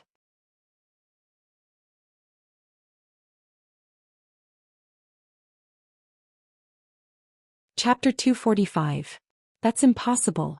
One by one the green trees fell to the ground, revealing the behemoths behind them. They were grayish-white fortresses of varying heights, some with 2 floors, some with 4 and some with 5 floors. They followed the winding terrain of the hills by the beach, extending all the way to the horizon. How many fortresses were there? It was as if Duque had captured all the stonemasons and carpenters in the world overnight and made them work for 100 years in an instant. King Terenas and the others were not familiar with Duque. Even Leon and Lothar, who had witnessed the miracle of cement, were confused. When did Duque get so much cement? When did he organize the craftsmen to make so many fortresses? He had practically fortified the entire coastline. Not only the leaders in the command center, but even the soldiers who passed by the mountain could not help but point at the things on the mountain. Seeing Duque conjuring up so many bunkers like magic, everyone in the command post felt a sense of reverence as if they were worshipping a ghost or a god. Are all these real? Lothar could not even speak properly. Fake. Most of them. Duque shrugged his shoulders and shrugged. Also, spreading the troops evenly across a long defensive line is the work of a fool. I don't want to do such a thing. Then Duque raised his chin and waved at Windsor. 2 of Duque's private soldiers carried a fortress. Over. The leaders in the command center were stunned again. That's right, 2 people carrying a fortress that weighed who knew how many tons. Wait. Finally, a sharp-eyed fellow saw the problem. It was the color of wood. Wait. This so-called fortress is all made of wood? King Silas of Stormguard could not help but ask. Duque smiled in a self-righteous manner. Of course, in the eyes of the other kings, it was a sneaky smile. To be precise, most of it is made of very thin planks with a wooden frame. Don't worry, it's very sturdy. Unless there's a strong gust of wind for more than a day, it won't break. A group of big shots walked out of the command center and looked at the bunker again and again. They could not help but praise Duque's wonderful idea.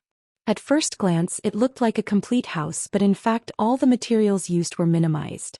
The inside was filled with wooden planks and strips, and the outside was smeared with lime and mud, making it look like a blockhouse made of bricks and wood. If one were to look at it from afar, no one would be able to tell that it was just for show. Not to mention ballistae and cannonballs, even an arrow would be able to pierce through this thing. The problem was, if so many of them were placed on the hill, it would be very tall. It was a steel line of defense. Duque clapped his hands. All right, I've arranged for the javelin throwers to be stationed at the key points. Next, I'll have to trouble Aurelia to send half of her rangers to defend the key points. Together with Admiral Dalen's patrol ships and my mare people, there should be no loopholes. General Dalen was obviously delighted. Aurelia, on the other hand, rolled her eyes at Duque flirtatiously. The flirtatious look was fake.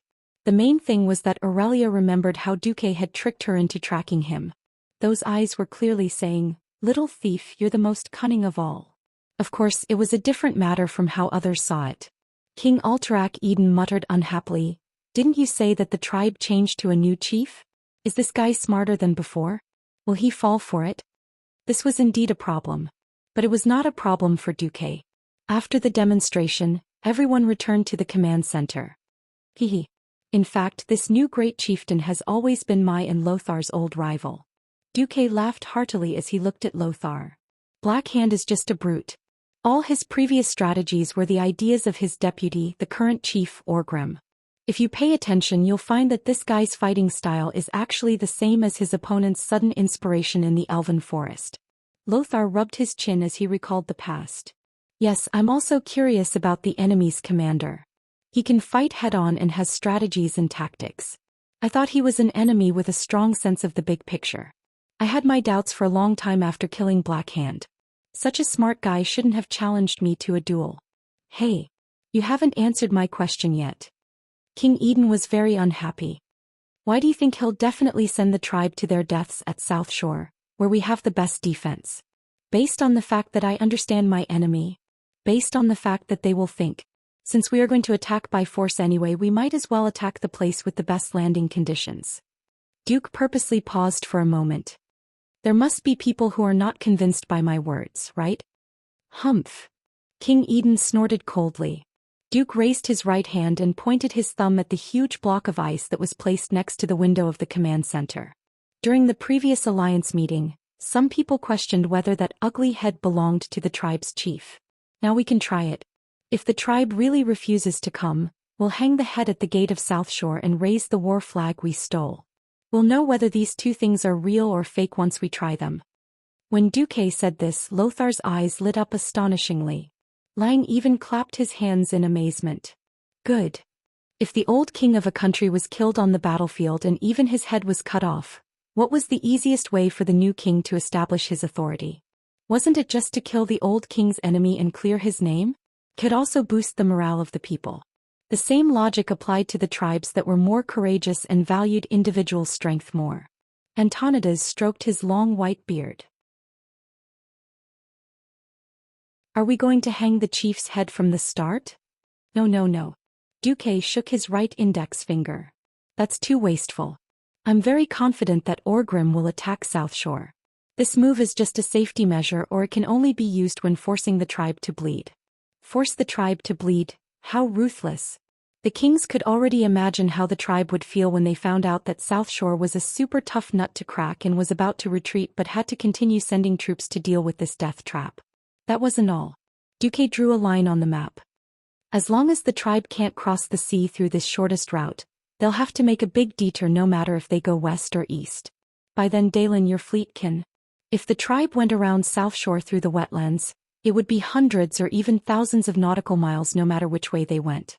If Dalen's fleet couldn't even handle the transport ships that wouldn't resist, they might as well sink themselves.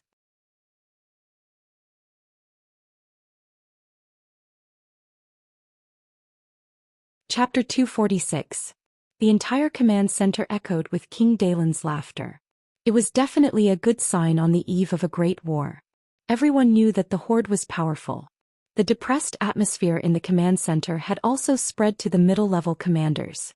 The Horde's change of tactics made the Alliance, who already had the upper hand, feel that their morale had dropped by 30% before the war even started. They did not know that the Battle of Hillsbrad on the west coast had indeed happened in history. The Alliance had paid a heavy price for the victory. Haha. I will let those damn greenskins see what the sea wolves of Cultivation are like. The long sea route is enough for my boys to send them all to the bottom of the sea to feed the fish. Dalen Proudmoore laughed happily. He was so happy that he kept patting Duque's shoulder. Yo Duque, you really don't want to consider my Jaina? She's only 3 years younger than you. She can get married in a few years. Duque seemed to have sensed Aurelia's murderous intent. He shrunk his neck. No. Thanks. I won't consider marriage for the time being. Shli. Aurelia did not have much of a reaction. However, when Duque glanced at her guiltily, everyone felt that there was definitely something going on between her and Duque. Aurelia was furious. If they were not in the Alliance command center, if Servanas did not secretly pull her back, the Demon King might have gone crazy. However, at this time Aurelia could only pretend that nothing had happened. She smiled elegantly and looked out of the window as if there was an opera in the air. God. You're so blue. Aurelia felt that she was an idiot. It's all that little bastard's fault. Behind Aurelia, the second sister of the Windrunner family covered her mouth and snickered. "Hey gentlemen." Lothar clapped his hands to attract everyone's attention. "Thank you, Mr. Marcus, for your brilliant plan. Let's make some changes to the battle plan. Everyone has seen South Shore's defensive line. I don't think we need all of our troops to defend South Shore. We can mobilize a considerable portion of our mobile forces to prevent the horde from attacking the west coast." The military meeting continued. South of the sea. Half a day later, Chief Orgrim Doomhammer received a shocking piece of news in the main tent of the Wetland tribe. The Alliance had fortified the entire coastline. What's the problem? As long as there was enough space to spread out, the weak humans were useless. Great Chief, if you're afraid, you can let me, Red Mafia, play forward.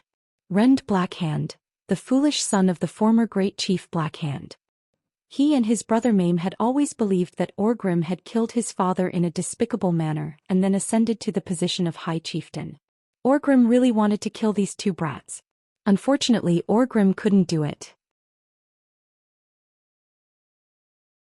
After the battle at Stormwind City, the Blackrock tribe had lost too many of their elites.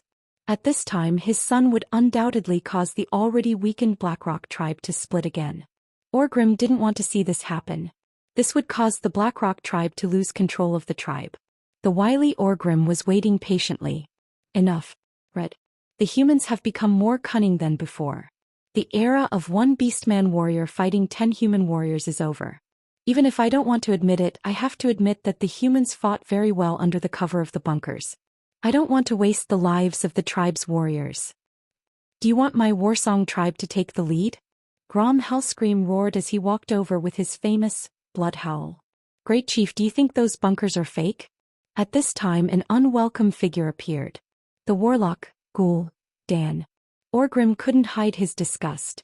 In the end, he didn't kill Ghoul, Dan.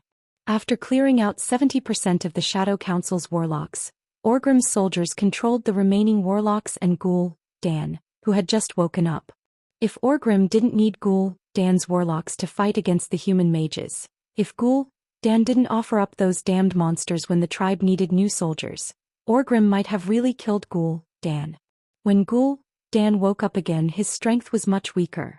When Mediv died, he let his soul sneak into Medivh's sea of consciousness to steal something.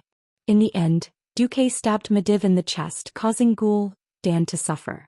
Ghoul, Dan lost half of his soul because of this. After waking up, in order to survive, Ghoul, Dan submitted to Orgrim. No matter how much Orgrim hated Ghoul, Dan for murdering his good friend Durotan, he had to admit that Ghoul, Dan was the only one who could help him in terms of strategy among these tribal leaders whose brains were all muscles. I think it's fake, but I'm not sure. The humans have a way to build a sturdy fortress in a short period of time. I personally went to see it. 3 days ago there was nothing there. 3 days later, there was a fortress that couldn't be destroyed even with a catapult. It was obvious that Duke Cement had caused Orgrim to misjudge the situation. The power of a transmigrator was evident. Hehe.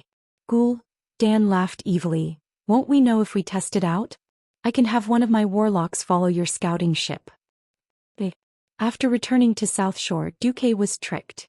On a journey to the furthest point of the west coast, Aurelia seemed to have done something to Duque's horse. Duque's horse seemed to have entered heat, jumping around Aurelia's horse. Duque's bones were about to fall apart. On the way up the hill, Aurelia tricked Duque again. Oh, so it's like that. This is the place where my rangers will be stationed. It didn't sound like a problem, but anyone would have a mental breakdown if they were constantly being whispered into their ears. It was like a ghost. Even though this wasn't surprising at all. After Aurelia's arrival, Duque understood how quickly and quietly Aurelia could appear and disappear. Aurelia would often suddenly speak into Duque's ears when he wasn't aware. It seemed intimate, but it was just to scare him. And it seemed like the Demon King was enjoying it. At first, Gavin Rad tried to stop this. Firstly, Duque didn't let him chase Aurelia away. Secondly, speed wasn't a paladin's forte. Thirdly, he was powerless to stop it. In the end, Gavin Rad obediently became a third wheel.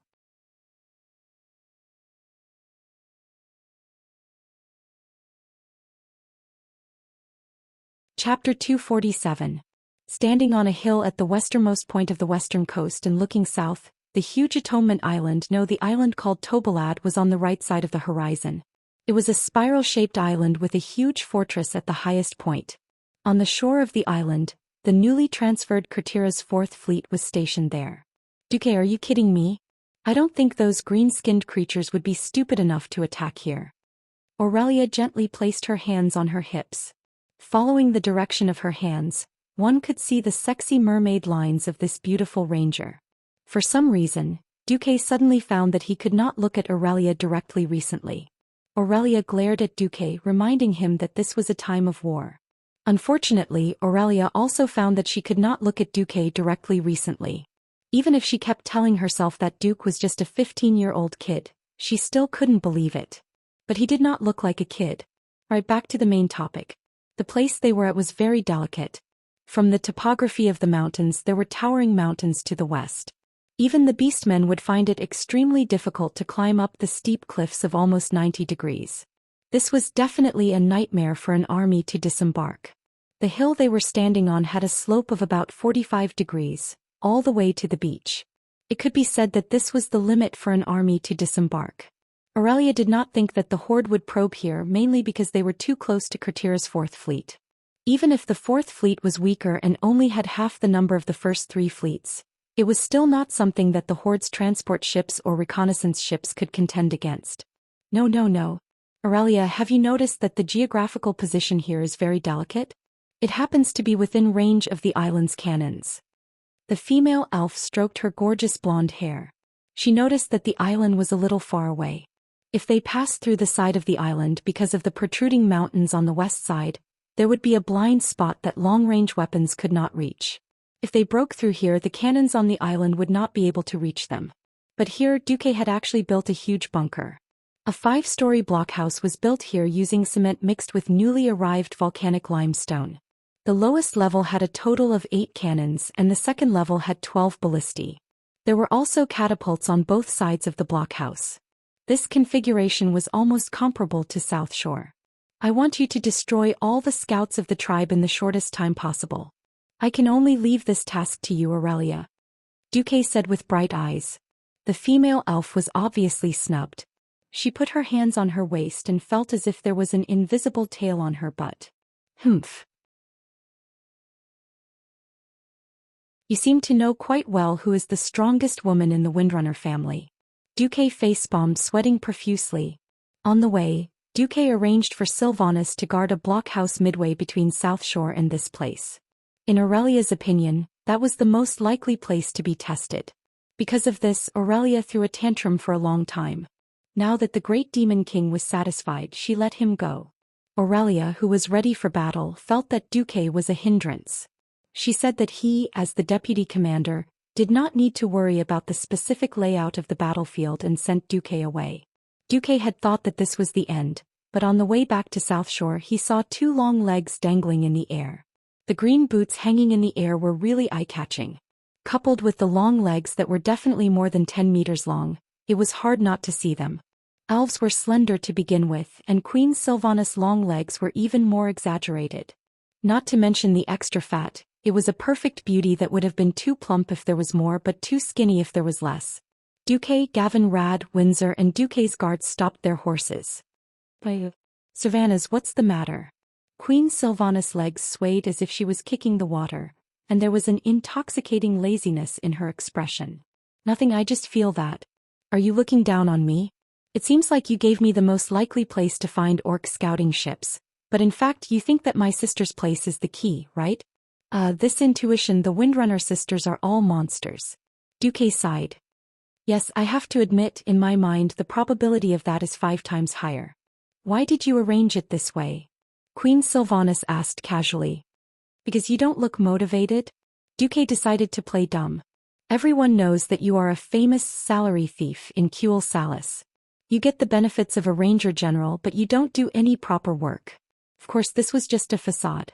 The main reason was the suppression of the Silver Moon Council, or rather the suppression of the High Elves mages on the entire ranger faction. The mages who mastered magic were the rulers, but the rulers also needed more ordinary warriors to maintain the pyramid structure of the ruling class. so they always suppressed the ranger faction. Moreover, the High Elves were originally exiled by the Druid faction, the dominant Night Elves, because they had different opinions on the use of magic. Therefore, the mages had been suppressing the more natural ranger faction for thousands of years. Unable to accept the excellence of the three Windrunner sisters, the Silver Moon Council only promoted Sylvanas to the rank of Ranger General because of her undeniable military achievements. But this was the limit. The Silver Moon Council had been making things difficult for Sylvanas and suppressing him in almost every way. If the Hindustani family lost a cat, they would ask her to look for it, but if there was a big incident like an arcane puppet going berserk, she would not be involved. This was for the sake of political balance and also a compromise. Sylvanas had the title of Town Security of Kuel Salis, the general of the city guards, and could not do anything at all. Oh, don't look down on the women of the Windrunner family. Any one of us four sisters has killed three-digit trolls, Sylvanas complained. Strangely, Duque found that Queen Sylvanas had entered a serious mode. Most of the women of the Windrunner family had a lively and curious side to them. If they ignored their innate desire for battle because of this side of their personality, someone would definitely pay a terrible price. Duque quickly drew a cross on his chest with an invisible hand of the soul and secretly said, Namo Amitba and Amitba Buddha, then put on a face that showed that he valued Queen Sylvanas very much. Oh, I believe so too. Since you have spoken, then fine, I will prepare a special seat for you in South Shore in 3 days. There will be prey that you will be satisfied with, Duque promised. That's more like it. Sylvanas' figure suddenly disappeared from the big tree trunk.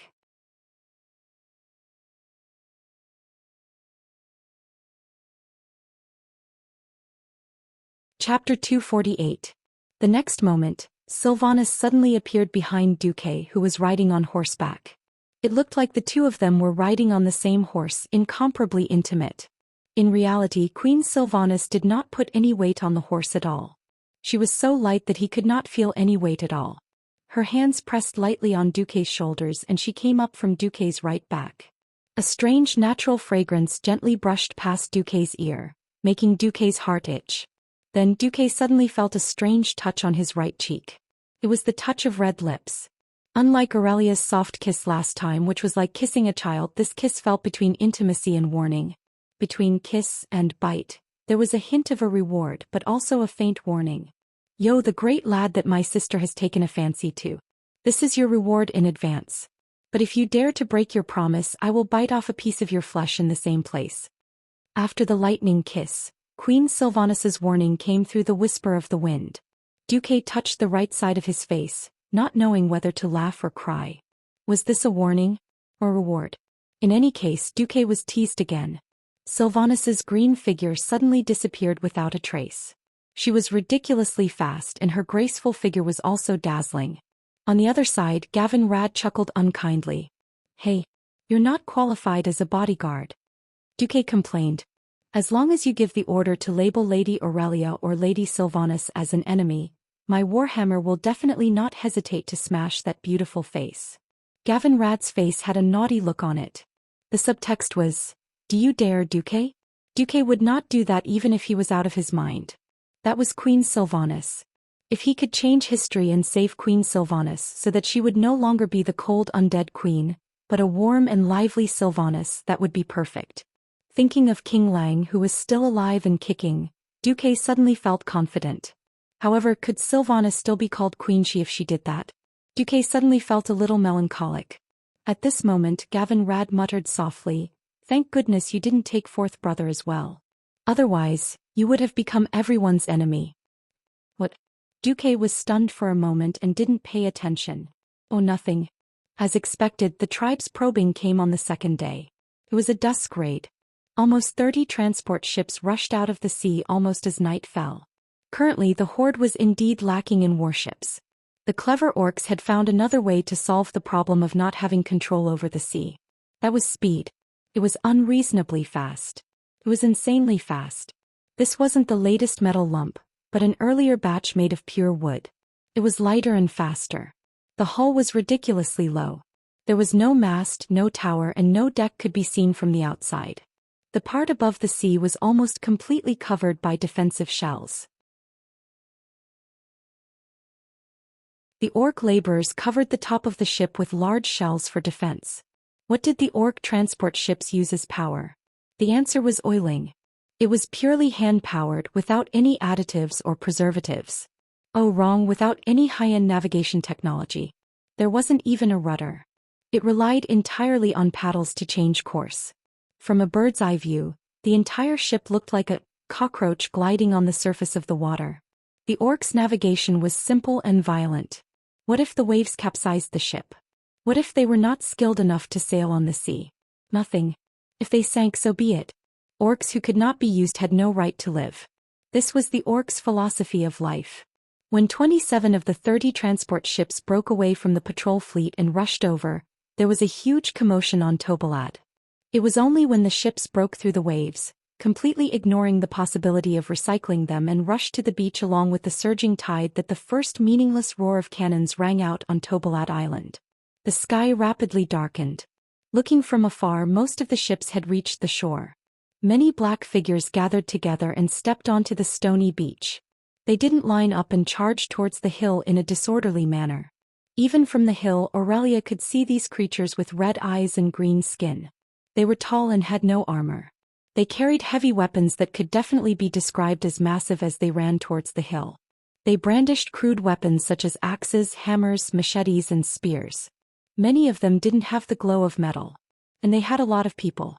It was hard to imagine how more than 50 people could fit on those small transport ships that looked like they could only fit 20 people.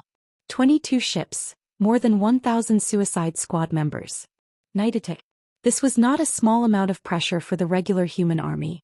The High Elf Rangers were an exception. They didn't even need to observe the direction of the wind. The Windrunner sisters were the children of the wind. Aurelia raised her emerald green longbow and knocked 3 green arrows with her slender fingers. She didn't stop to recite a series of numbers. Wind southwest. Force 2. Elevation 3. Beside Illyria, Lilith Windrunner, who had been silent all this while, shouted uncharacteristically. Wind southwest. Force 2. Elevation 3. Behind the Windrunner sisters, 500 elite rangers raised their longbows in silence. If it was a human archer unit, they might need a marksman to lead the shots. Everyone would shoot in the same direction. At least the landing point wouldn't be too ridiculous. The human archers played with blanket shooting. They relied on numbers and the density of arrows to kill in an area. What about the High Elf Rangers? They were all F*King snipers. Aurelia's strong figure stood in the wind. The breeze blew her golden hair and her green cloak. She looked like a valiant female archer. 3 consecutive shots. Aurelia shouted. The bowstrings in the hands of these elite rangers, who were holding 2 or 3 arrows at the same time, were finally released. More than 1,200 arrows flew into the sky, striving to outdo each other. At the same time, Duque had specially arranged the fake goods to be shot. What the catapult threw out were all arrows without arrowheads or feathers. What Duke wanted was this feeling of being shot from all directions. It was for the beastmen in the observation ships to see. The real fatal ones were Aurelia's rangers. It was difficult for bows and arrows to deal a fatal blow to the strong orcs. This rule, that had been proven countless times, clearly only applied to human troops. For the High Elves, who were born with marksmanship and had night vision and telescopic eyes, the exposed throats and skulls of the orcs were simply huge targets. In the second round of 3 consecutive shots, the orcs attacking the beach were actually all wiped out.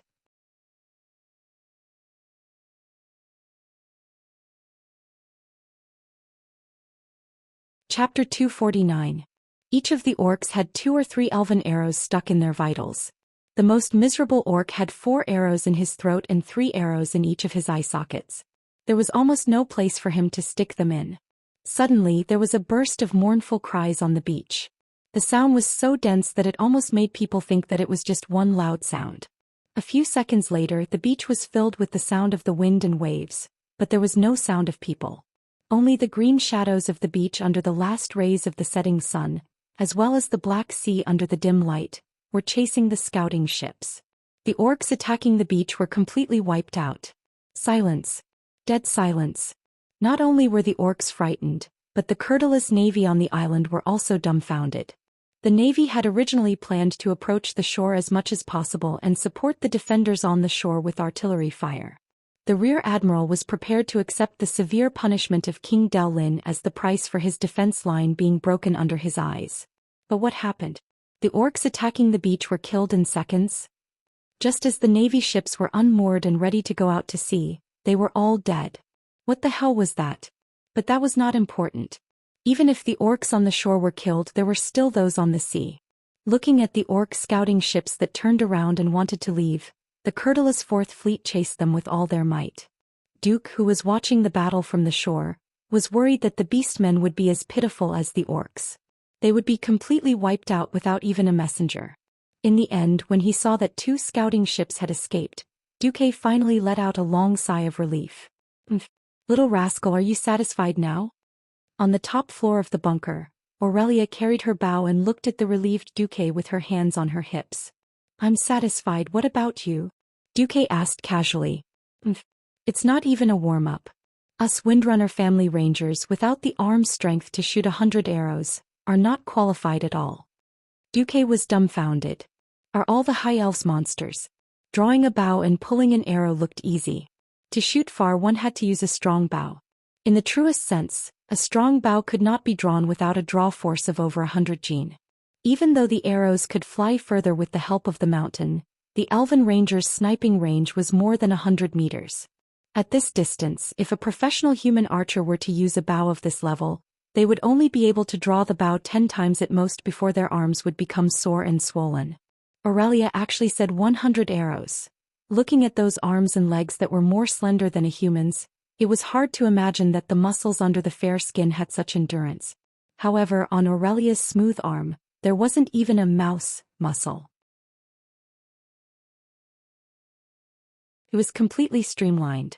Duque shrugged. All right, I'm convinced. Seeing that there were no outsiders around, Aurelia came up to Duque and affectionately put her hand on his shoulder. Hey, I heard from my sister last night that you gave her a special class seat. Big sister went to jail for 3 months because of you. You can't be so biased, right? When Duque heard this, he was speechless. It was strange for 2 sisters to compete over this kind of thing. Aurelia went to jail for him for 3 months. This was definitely a big favor. Duque had been in Azeroth for a long time. Other than this, he really didn't feel that he owed anyone a big favor. Aurelia was the only one. All right, after the grudge in her heart was resolved, Aurelia didn't care about it anymore. In the end, such a big favor was casually used by Aurelia to ask for repayment. And it was this kind of unseemly repayment. Duque was so angry at Aurelia that he laughed and cried. Yes, he laughed and cried at the same time. All right, actually, I built a very sturdy hill behind the mayor's house in South Shore. There is a bunker on top of it. Yes, I know that little brother is good to me. Come, let big sister give you a kiss. Kiss where? Of course, on the forehead. Could it be anywhere else? But this time there were no outsiders. Duque was able to enjoy the deep ravine between the 2 meat mountains. Shamefully, Duque's mind was shaken. At the same time, the middle bunker that Servanas was guarding was also being probed by the orcs. Their position was a little off from what was planned. It was unknown whether it was because of the tides or the current. Servanas led the rangers and sprinted for half a kilometer before they finally caught up with the orcs and attacked them head-on. It was also an instant kill. Unfortunately, there were only 2 boats that landed. Queen Servanas was not satisfied at all. Late at night the next day, Orgrim received a report from the returning scout ship. What? The humans have set up a large number of cannons, ballistae and archers along the coast? Orgrim could not believe his ears. Orgrim did not give up and asked every scout in detail. Great chief, it's true. I swear on the clan's flag. Less than 100 men away and we were shot by many arrows. There were about 40 to 50 bundles. The orc scout's words were the orc version. It was about 300 meters long and we were shot by 5,000 arrows. Where did the humans get so many archers? If it was true, then the human kingdoms in the northern continent were much stronger than those in the southern continent. In reality, the information that they received showed that there were 6 human kingdoms in the northern continent. Orgrim felt terrible. If they gave up on the Hillsbrad foothills, then the horde would have to go around the long sea route without any advantage in the sea. This was suicide. But the horde could not wait.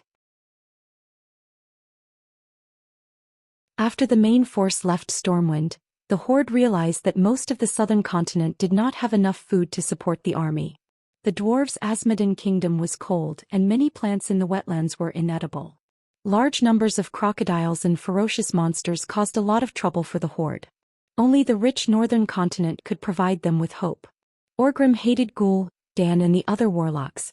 Under his instigation the Horde was like a swarm of locusts. No matter where they went they quickly used up all the resources. All the trees were cut down and the grass was uprooted. They either used it for themselves or burned it for fun.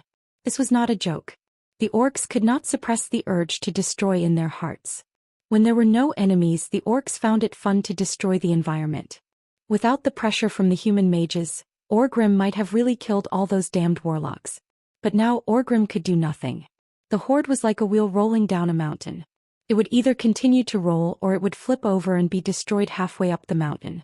There was no way to stop.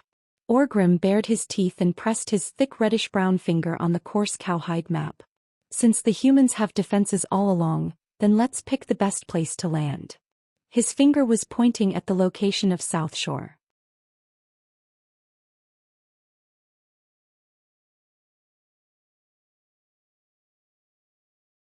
Chapter 250. On the 18th of November, the famous Battle of South Shore, officially known as the Battle of Hillsbrad Hills, broke out. Unlike the previous battles between humans and orcs, where they lost in the field and were forced to defend passively in every large-scale defensive battle, this time, they successfully lured the enemy into the trap and entered the carefully selected battlefield of South Shore. Every alliance general was extraordinarily excited. The intelligence had come back.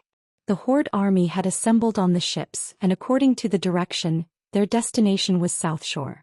There was no way to lie about this. Duke's Naga could not possibly guard the coastline of hundreds of kilometers of wetlands without any loopholes. This was something that could not be guarded by any means in this era. The march of the army was different. When a large number of ships were pushed from the beach into the sea, the alliance generals knew that the war was coming. One day later the orcs would come. Duke pressed his palm on the huge map in the command center and said loudly, "This time the name of the battle is Orc Blood." Orc Blood? A simple and straightforward name. The proud soldiers and generals from the Seven Kingdoms all fell into a murmur as if they were possessed. Soon, an indescribable feeling of fear spread through their bodies and went straight to the deepest part of their minds. It shook violently, resonating with the armor on their bodies and the long swords in the scabbards at their waists. These experienced generals had a strange feeling at the same time. It was as if a magnificent illusion had appeared in front of their eyes. On the battlefield that had been burned to ashes, countless green-skinned corpses were strewn all over the place.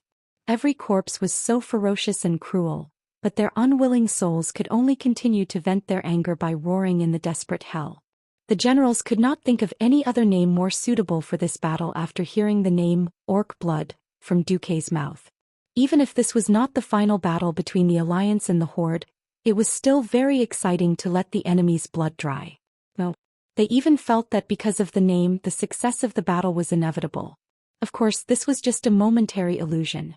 Not to mention the Stormwind Kingdom's army that had experienced the defense battle of Stormwind City, just by seeing with their own eyes that even the corpses of the orc laborers had the physiques of the strongest human soldiers. The generals of the Alliance knew that the road ahead would be extremely difficult. There was no such thing as a casual victory. Every victory, even with such an overwhelming advantage, had to go through several life and death ordeals. The expressions on their faces quickly changed from excitement to seriousness. However, it was undeniable that as useless martial artists in a peaceful era, hearing such a name for battle in a chaotic world that suddenly descended upon them would inevitably stir up the lofty sentiments lurking in their bodies. Their sharp eyes were still filled with excitement. What excited them the most was to take the first step towards strategic victory before they gained an advantage in terms of tactics. This was the great achievement of a super genius deputy commander who looked like he was 19 years old but was actually only 15 years old. In a sense, they were standing on the shoulders of giants. Please let me, Haas's Eagle Knights, be the vanguard. Stop joking. This is a defensive battle. Don't tell me your knights are going to charge into the sea. Let my torrential Fort Mountain infantry do it. Every general enthusiastically recommended themselves to Duque. Originally, the deployment of the army should have been done by Lothar, the commander-in-chief. Lothar, on the other hand, said that no one knew the South Shore defense line better than Duke himself, so it was best for him to arrange it. So he temporarily handed over the command of the army to Duke. Duque was not going to pass on this responsibility. He was very clear that this was likely to be the turning point between the Alliance and the Horde. Every army that appeared might go down in history because of this. However, Duque was extremely cautious. As a transmigrator, he knew that the Horde must have some cards. Even though the Horde had changed a lot, the few cards in the history were probably still there. First, General Proudmoore. Duque directly called out his rank. Yes. It was rare for King Dalen Proudmoore to stand at attention. Except for the 4th Fleet, which is cruising in the waters opposite the West Beach. All fleets set up pocket formations in the waters opposite South Shore. All light transport ships are to be sent over. Before we receive the signal, we must let go of 60% of the large transport ships with metal plates. Once we receive the signal, kill them at all cost. No problem. General Dalen was heroic. Duque turned his head and scanned the Alliance generals from left to right. Finally, his gaze landed on Mograine and Abendis. General Mograine, General Abendis, can I trust your Scarlet Crusade? The Scarlet Crusade will not retreat. Mograine roared domineeringly. On this obviously much younger face, Duque seemed to see the heroic image of him wielding the domineering semi-divine weapon, Ashbringer, to kill enemies in the future. Duque drew a line on the map. From the mountain to the west of South Shore, 5 kilometers to the west belongs to your army. I want you to defend the mountain to the death. Without the signal, no counterattack. Understood. In this era, army was a very general concept. A smaller army could only have 5 or 6,000 people. A bigger army, like Mograine's Scarlet Crusade, had nearly 30,000 people. The current Scarlet Crusade was far less crazy and twisted than in the future. They had excellent discipline and high morale. They were definitely the cream of the Lordaeron army. Duque sent them as the main defense force. King Terinas, who had been silent all this time, also had a proud expression on his face. Next, Duque looked at King Lang. General Rin. Duque was definitely strange, but in order to maintain the military system of the Alliance he had to do this. Yes. The golden-armored Lang was also eager to prove himself. You and General Seamus will lead the Griffin Legion and the 1st and 2nd Stormwind Infantry Divisions to defend the mountain to the east of the town. Understood. To be honest, Lang was a little disappointed. It sounded like Mograine, but one on the left and one on the right of South Shore. In reality, the Stormwind had the advantage in terms of terrain. There was also a relatively rapid river to the east of South Shore. If they attacked from the mountain, it would be no different than having an extra moat. Lang also knew that Duque wanted him to attack, but also to preserve the strength of the Stormwind. Considering the overall situation, this was the safest arrangement. Lang did not say anything. General Lothar, lead all the cavalry and prepare to charge along the designated route. When the time comes, all the enemies that enter the town will be thrown into the sea to feed the fish. No problem. Lothar was also very excited.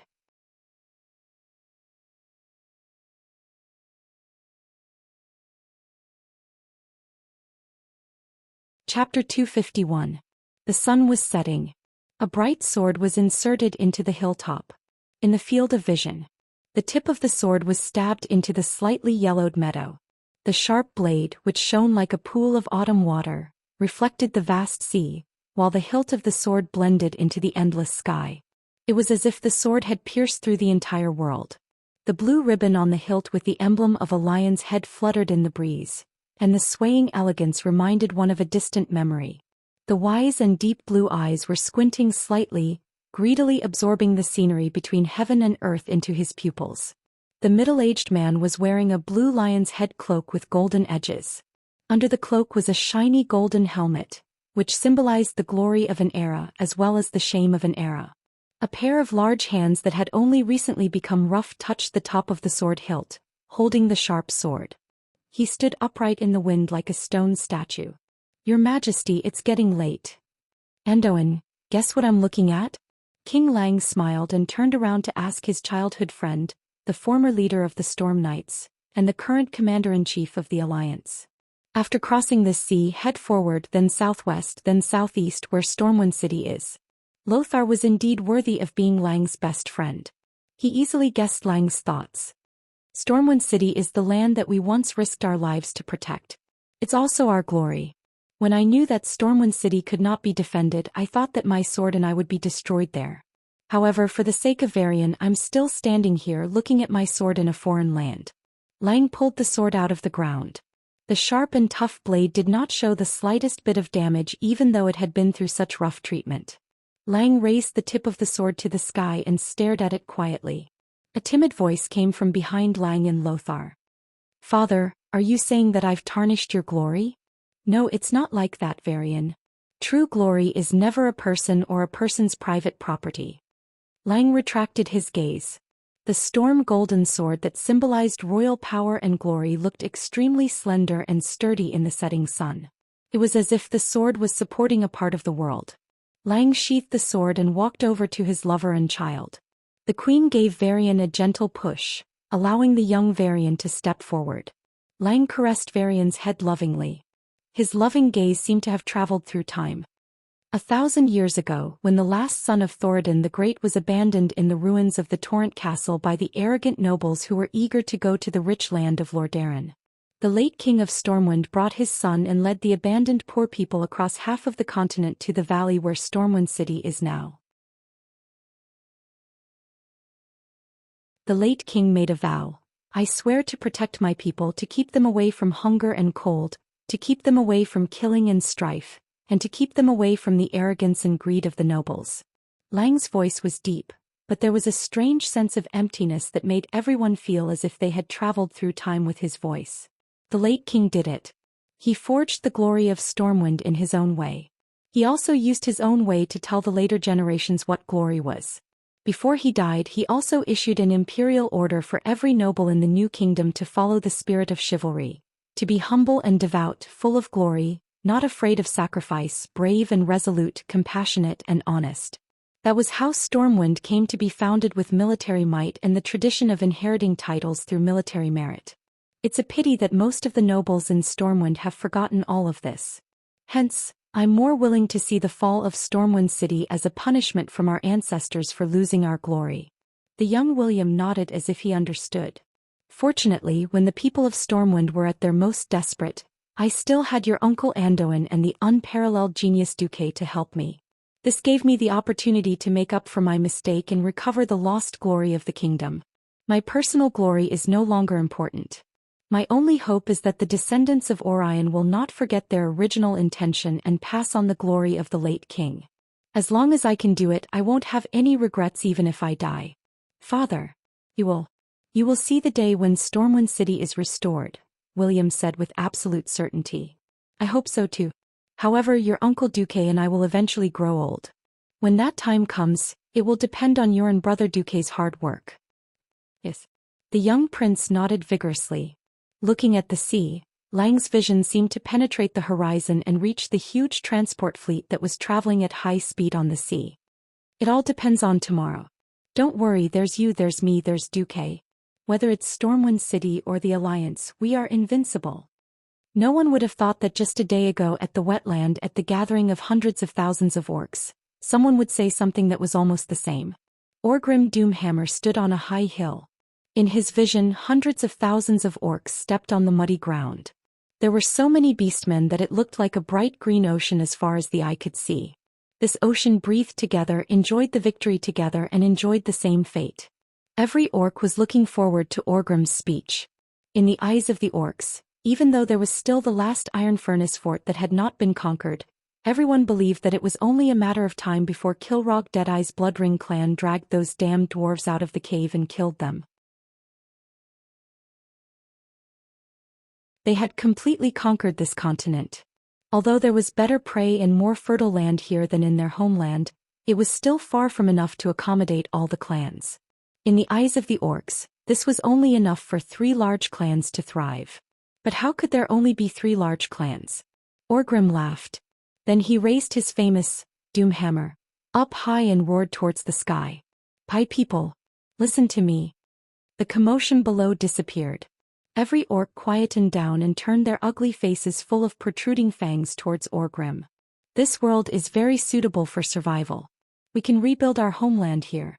And we have already conquered this land. This is the victory of the Horde. This is the victory of the orcs. Suddenly, a burst of earth-shattering cheers erupted from below. Orgrim could only wait for the cheers to die down before he continued. But this is not enough. Humans are not as weak as we thought. They are very good at learning and have many tricks up their sleeves. Every time they lose, they will become stronger to deal with our axes and hammers. Even though we have chased them out of this continent, they are still trying very hard to take back what once belonged to them. So what we need to do is to destroy them. To wipe them out from this world. Orgrim raised his warhammer and pointed it towards the north. Orcs, north, attack.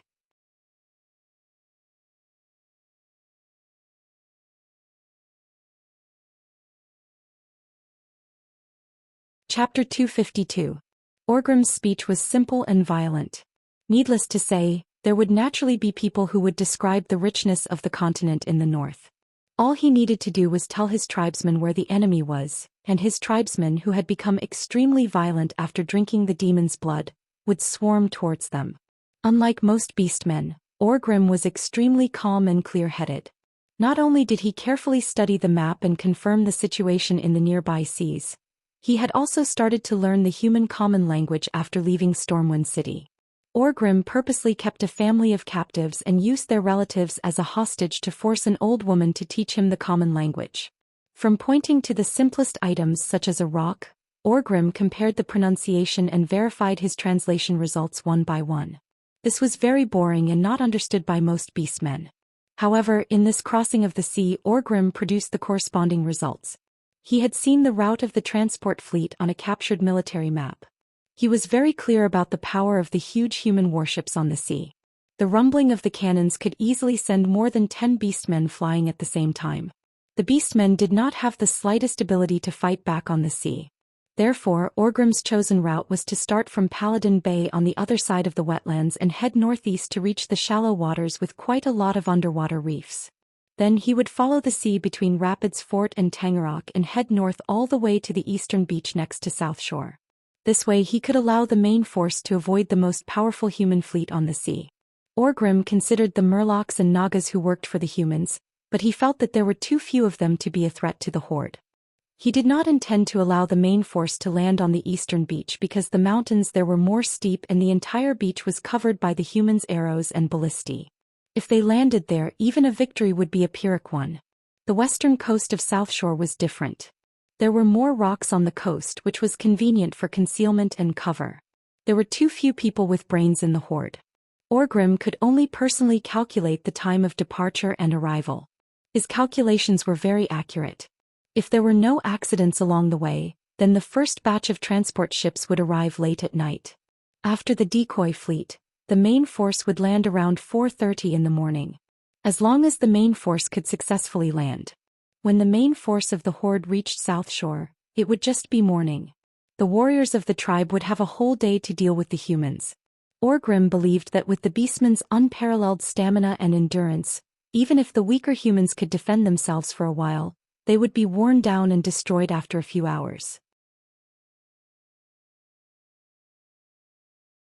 Orgrim firmly believed that.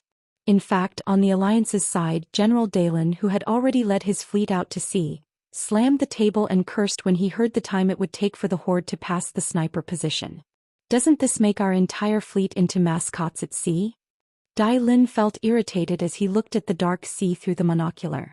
The orc leader is obviously not a brute who only knows how to charge. You've met your match, Dalen. It was a beautiful lady with long blonde hair and long pointy ears. She stood beside Dai Lin.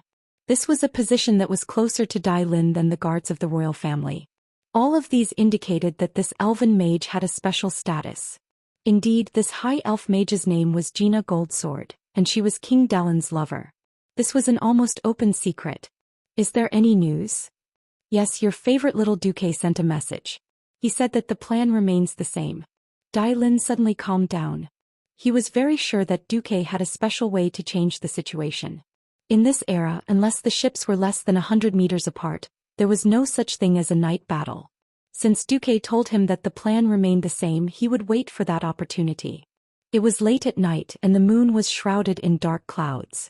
Looking out over the dark sea was a very boring task. Many new lookouts would fall asleep in such a situation. But no one could sleep tonight. All the Marines were told that they would be engaged in an unprecedented night battle. This determined that the powerful Coeur d'Iles fleet would either gain nothing from this battle and be left to the side, or they would be promoted to become hunters of the night. The huge fleet was arranged in a straight line parallel to the distant coastline. This was the best choice for maximizing the fleet's firepower against an opponent who could not fight back. The helmsman stared at the stern lights of friendly ships not far ahead, carefully maintaining a distance and formation. In the distant darkness, the first reflection appeared. This quickly attracted the attention of the lookout and Admiral Dai Lin. Then more blurry light spots appeared in the darkness. Like slowly rising fireworks, milky white light balls floated high into the sky. In just a few seconds, the surface of the sea lit up even more brightly, illuminating a large part of the coastal area near the coast as if it was daytime. Light spell? Why is it there? Dai Lin was not a mage, so he was not too sure. The high elf mage Gino laughed. If a human or high elf mage apprentice made such a substandard spell, he would definitely be severely punished by his mentor. But for a murloc, this is already very good. Murloc? It's actually a murloc mage? As someone who had spent a long time at sea and dealt with murlocs, nagas and various sea monsters for half his life, Dai Lin certainly knew that there was a branch of murloc wise men among the murlocs. However, those ridiculous murloc wise men were the worst spellcasters. The ice arrows they shot could only form ice that was less than a finger's width in an area the size of a palm. They would scatter with a single slap. Unless they hit a vital point, there was no lethality to speak of. Dai Lin never thought that these murloc wise men who could only cast level 1 spells at most, could be used in this way. Yes, they were weak scum.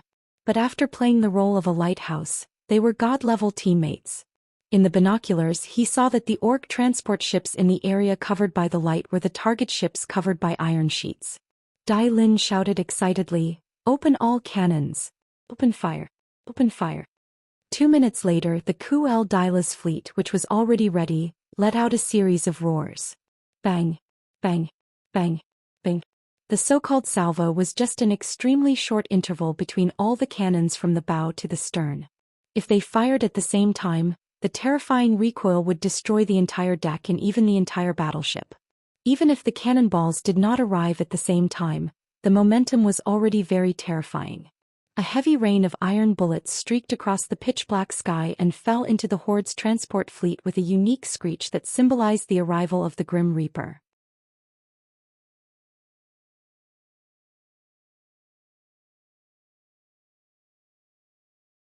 Chapter 253. In this era, the accuracy of a fleet's cannons was metaphysical. Not to mention that it was a night battle.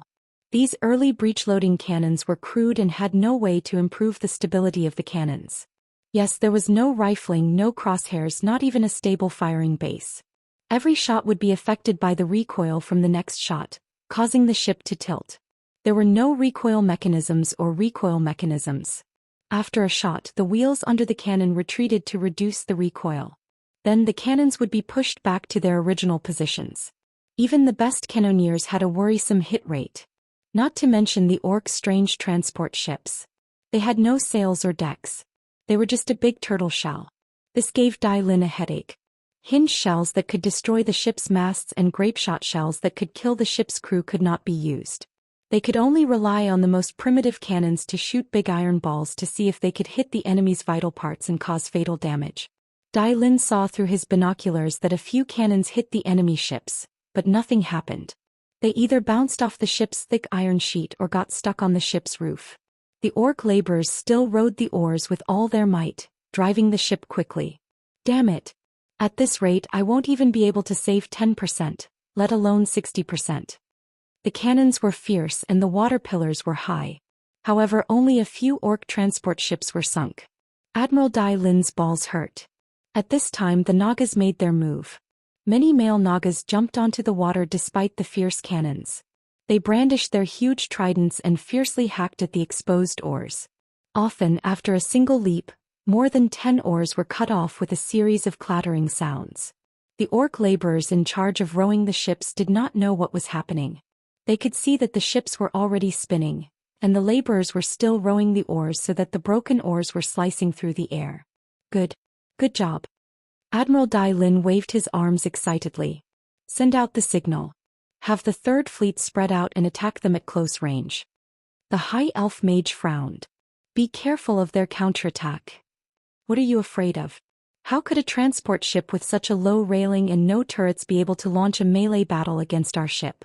Why should I be afraid of a transport ship that doesn't even have a ram? Dai Lin waved his hands nonchalantly. Thus the third fleet approached. As the distance closed, the power and accuracy of the bombardment increased exponentially. The iron ball cannonball launched by the powerful momentum collided violently with the orc transport ship. The iron cannonball shattered under the tremendous impact, and so did the transport ship. At this time the moon suddenly emerged from the clouds. Under the bright moonlight, one could clearly see the metal pieces and wood shavings flying in the air from the explosion. The dazzling light produced by the explosion announced the arrival of death. The cannonballs aimed at the ship's waterline were the most dangerous and brutal. Even if it didn't hit the target directly, a misfire near the ship's waterline would very likely cause the hull of the orc's inferior transport ship to crack. One after another, the huge metal transport ships began to sink. From the clamor that reached the sky, one could tell that every metal transport ship was filled with orc warriors. Perhaps on land, these warriors were omnipotent warriors who could charge forward bravely even after taking a dozen arrows. But in the sea they were nothing. They were no different from weak babies. When the hull tilted, most of the entrances and exits could not be opened. The deck was originally covered with iron to increase the ship's defensive capabilities. This greatly increased the survivability of the people inside when the ship was not sinking. However, when the ship sank, it became a huge coffin. He led nearly 1,000 orc warriors and slowly sank to the bottom of the shallow sea. Ha ha. Ha. You want to play naval warfare with our Cultivation? You bunch of green-skinned creatures are not qualified. Dai Lin laughed heartily. He even pulled Gina Goldsword over and gave her a kiss. In his field of vision, at least a dozen giant iron orc transport ships began to sink. More than 30 transport ships had lost their motor power because their oars had been broken, and were floating or spinning on the surface of the sea. I've reported the situation to the Deputy Commander. The Deputy Commander has urgently informed Your Majesty that your fleet needs to retreat. Beware of the Horde's desperate attacks. Beware of what? Beware of these transport ships with low sides, no towers, no ram and no long-range weapons? Isn't he underestimating our Cultivation fleet? Dai Lin suddenly thought of something. He wants his storm fleet to get some military merits too, right? I'll let them do it later. At this moment, it was as if the heavens wanted to slap him in the face. Dai Lin had successfully demonstrated what it meant by extreme joy turning to sorrow. Thousands of small and medium-sized transport ships suddenly rushed out where there was no light from flash. The biggest difference between these ships and the previous transport ships was that the bow of these ships was equipped with the sharp horn of some kind of huge creature. It was not a standard ram, but it was not much different if it was used for one-time use. General Dai Lin's face instantly turned pale. Retreat. Let the third fleet retreat. Dai Lin ordered in a panic. But it was too late. Even though the moonlight was good, when they discovered the swarm of small ships, Cultivations's fleet could not do anything. Compared to the light boats that used oars, the sails of Cultivations's were too slow in both turning and in speed. The result of their clumsiness was that the ships at the front were all surrounded by the Horde's small ships. The Horde's small transport ships crashed into Cultivations's fleet. Then a scene that left the people of Cultivations's dumbfounded happened. The roofs of the transport ships were lifted off. They were not opened like loose leaf but like a piece of cloth covering them. A bunch of orcs used brute force to flip the roofs that weighed who knew how many tons into the water. Then, without even using grappling hooks, they climbed up the ship's outer wall and onto the deck. Of course, their climbing was resisted by the sailors. Most of the orcs were blasted into the sea before they could climb up.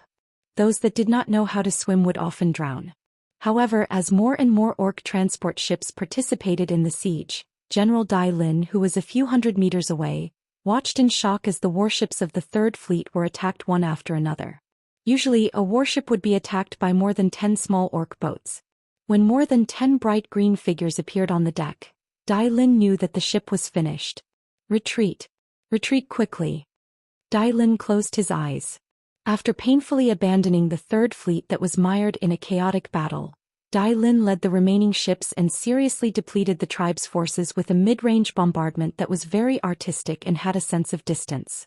The Horde's fleet had achieved their goal. Under the heavy bombardment, they continued to sail towards South Shore.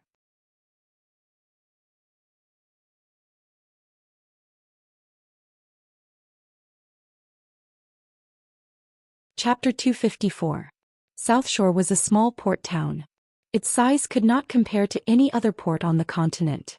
Needless to say, Booty Bay or the deep-water harbors of the future, such as Storm Port and Menethil Port. However, with Duque's help, it became the busiest port in the entire northern continent after the refugees arrived at Stormwind City. At first there was only a small wooden pier, but now there was a huge stone pier. It was no longer a place for civilian fishing boats, but a port for both commercial and military purposes. South Shore went from dark at night to a place where it was unsuitable to go out to sea unless there was a storm. Every day, from dawn until the moon rose above the sea, there was no rest. Merchants shipped goods from various ports, not just from the northern continent. Under the temptation of money, the goblins of Booty Bay risked their lives to deliver the goods that Duke ordered from them.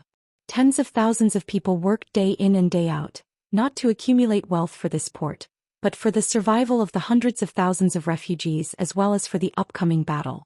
Late at night, there was still an hour before the first rays of dawn appeared.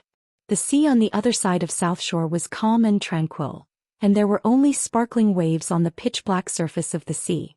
If the officers had not started the pre-battle mobilization, if the soldiers had not gone to bed early, been woken up early, put on their armor, and waited in the bunkers and trenches on the mountain, everyone would have thought that the battle that was about to happen was just an illusion that would never come. South Shore's command center was brightly lit. Most of the kings were not used to waking up in the middle of the night. For the older kings, Xian, Tarinas, and Eden, the impact was even more obvious. Most of them served refreshment drinks at hand. Duque sat on the seat that originally belonged to Lothar. He was the commander of this battle. Duque gently held his chin with his left hand, and spat out 2 words through gritted teeth. Ring the bell. Windsor was a very responsible soldier and he would not miss Duque's order. He waved his hand and shouted, "The enemy is here. Enter the first phase." The clear and sharp bell rang next to the command center.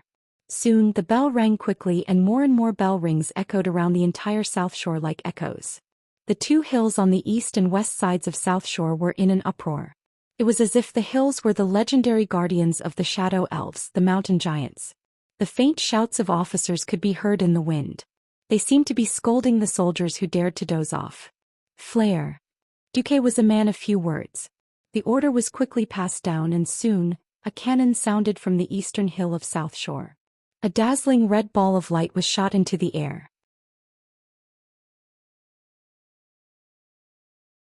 It was only then that the leaders of the alliance who were holding binoculars saw that countless small black shadows had appeared on the surface of the dark sea in the distance.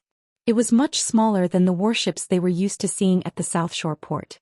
Compared to them, these small transport ships were like a bunch of leaves scattered on the water. However, these shadows that resembled leaves rapidly grew larger in everyone's field of vision. In just a moment, the shape of a ship appeared in their field of vision. The mages on the 2 sides of the hills released a large number of illumination spells. Countless white balls of light began to rise tens of meters above the beach, illuminating the entire beach as if it was daytime. The Horde's transport ships came. They did not slow down at all and crashed straight into the rocky eastern coast. Even though they were thousands of meters away, the kings in the command center could see a terrifying tremor from the hull of the ship. In their trance, they could even feel the wooden bottom of the boat wailing, and the big iron nails on the deck struggling, making a sound that made their teeth ache as they escaped from the wood. Countless black shadows emerged from the ship. With the help of the light, the human guards on the shore quickly saw their enemies, the orc laborers. They did not wear armor and held the crudest mallets or primitive stone axes. Under the shouts of the few orc warriors, They somewhat foolishly charged towards the hills not far from the shore. First archer team, fire at will. Second archer team, get ready. It was not worth it to use up the physical strength of the archers to deal with the enemy's cannon fodder. However, High Lord Mograine of Rotterdam knew that the main characters today would not be the archers of Rotterdam. And according to the unparalleled deputy commander, after the archers used up their physical strength, there would be at least 3 hours for them to rest and recover. Just as Mograine glanced at the special seat on the top of the hill, the sound of bowstrings vibrating could be heard. The arrows were very accurate. Even if they could not hit the enemy's vital points, they would basically hit the enemy's body. Not bad. Servanas, who was bored to death in the special seats, commented. The not bad that Queen Sylvanas mentioned was almost at the level of a sharpshooter in the human world. The shooting skills of the archers of the Rotterdam Kingdom were all accumulated through countless times of shooting practice. They had started training at the age of 18, and most of these archers had more than 5 years of training. The arrows that each of them had used up would probably be worth hundreds of Arather gold coins. After coming here, Mograine had been depressed for a long time when he found out that the arrows of ordinary archers were useless against the orc warriors. The more lethal javelins were the way to go. Luckily, Duque had informed him that the archers could still be used on the enemy's cannon fodder. Regardless of whether this was recycling, at least the gold coins were used on the orc laborers. After a dozen breaths, the beach regained its peace. The laborers, who only had loud voices, were quickly shot by many arrows and died on the shore. More and more transport ships came ashore. The archers started to get busy. Their arms were sore from shooting continuously. Finally, the first batch of laborers started to fight their way to the front of the hill. General Abendis shouted, "Raise your spears, raise your shields, attack." In front of the bunker at the bottom of the hill, the soldiers were already ready. They formed a long line of defense. Perhaps this was not enough to defend against the huge number of orc warriors. However, if it was used to deal with the laborers, it would be more than enough to let the new soldiers see some blood. Now they waited and formed a sturdy shield wall with spears sticking out. There was no strategy to speak of. The scattered orc laborers who were attacking fiercely crashed into the shield wall. The shield wall was not damaged at all. Every laborer was stabbed to death.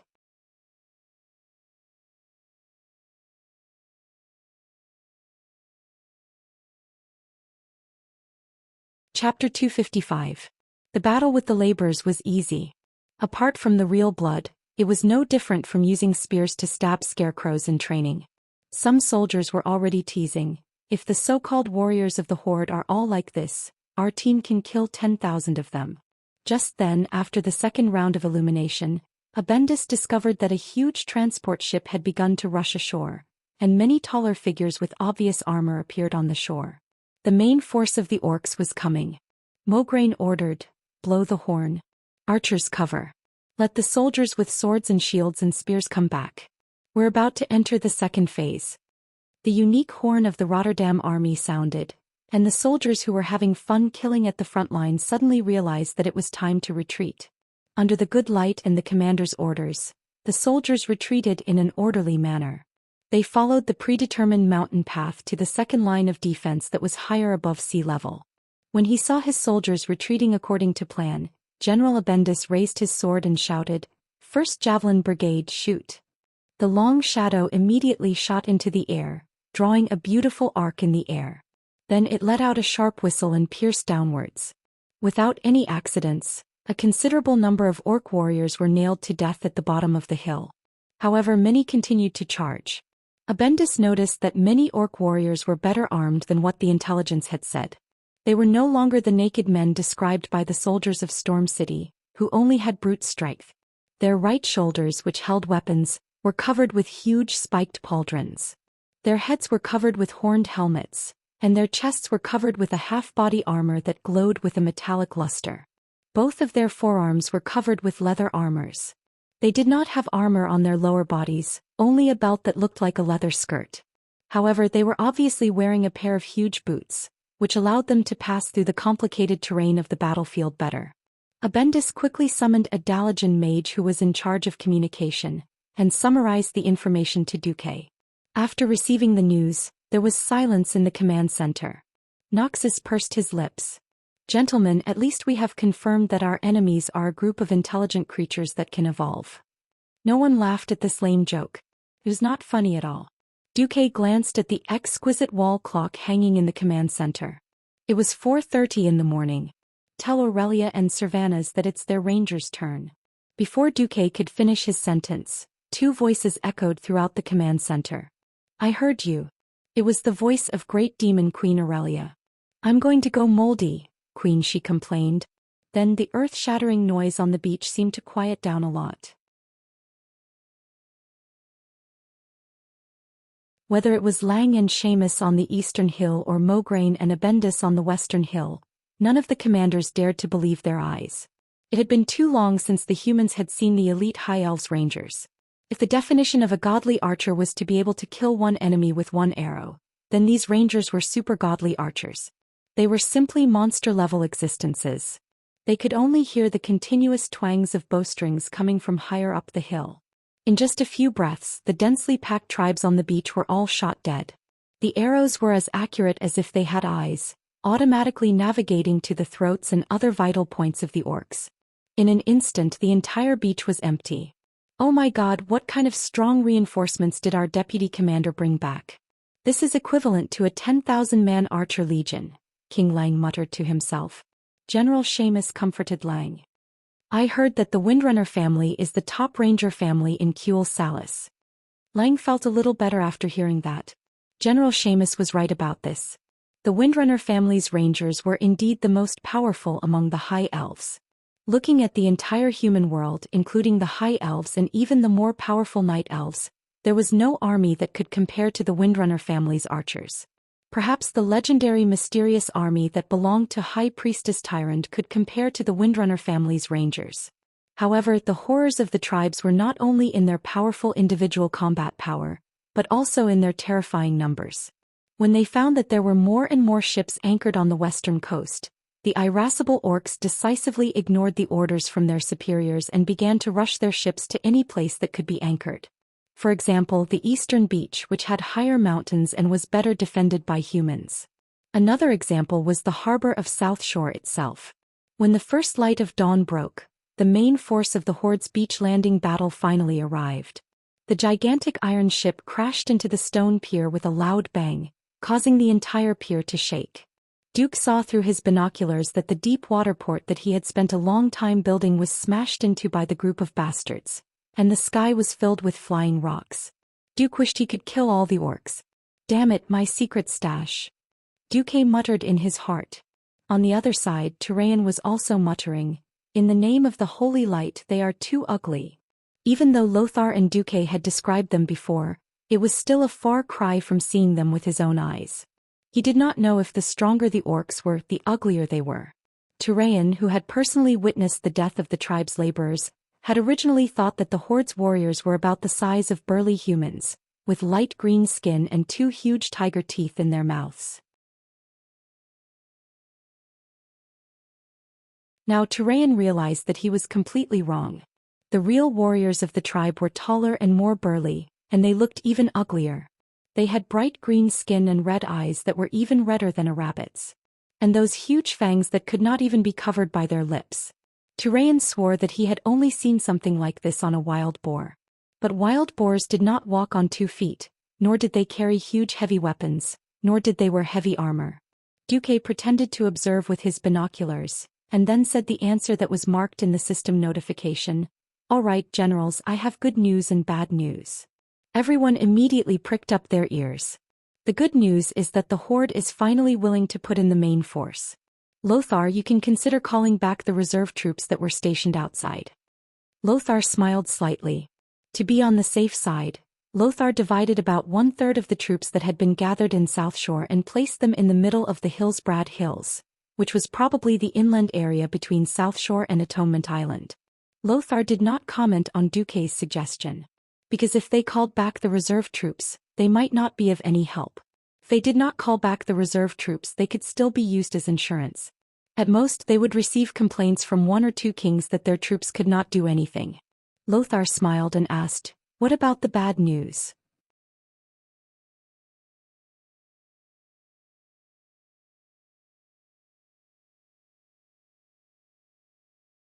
Chapter 256. It's the Warsong clan from the tribe. They're not just good at fighting, they're quite good at it. What we need to pay attention to is the roar of their chief, Gromhel. He's a top-notch person, especially you, Commander-in-Chief Lothar.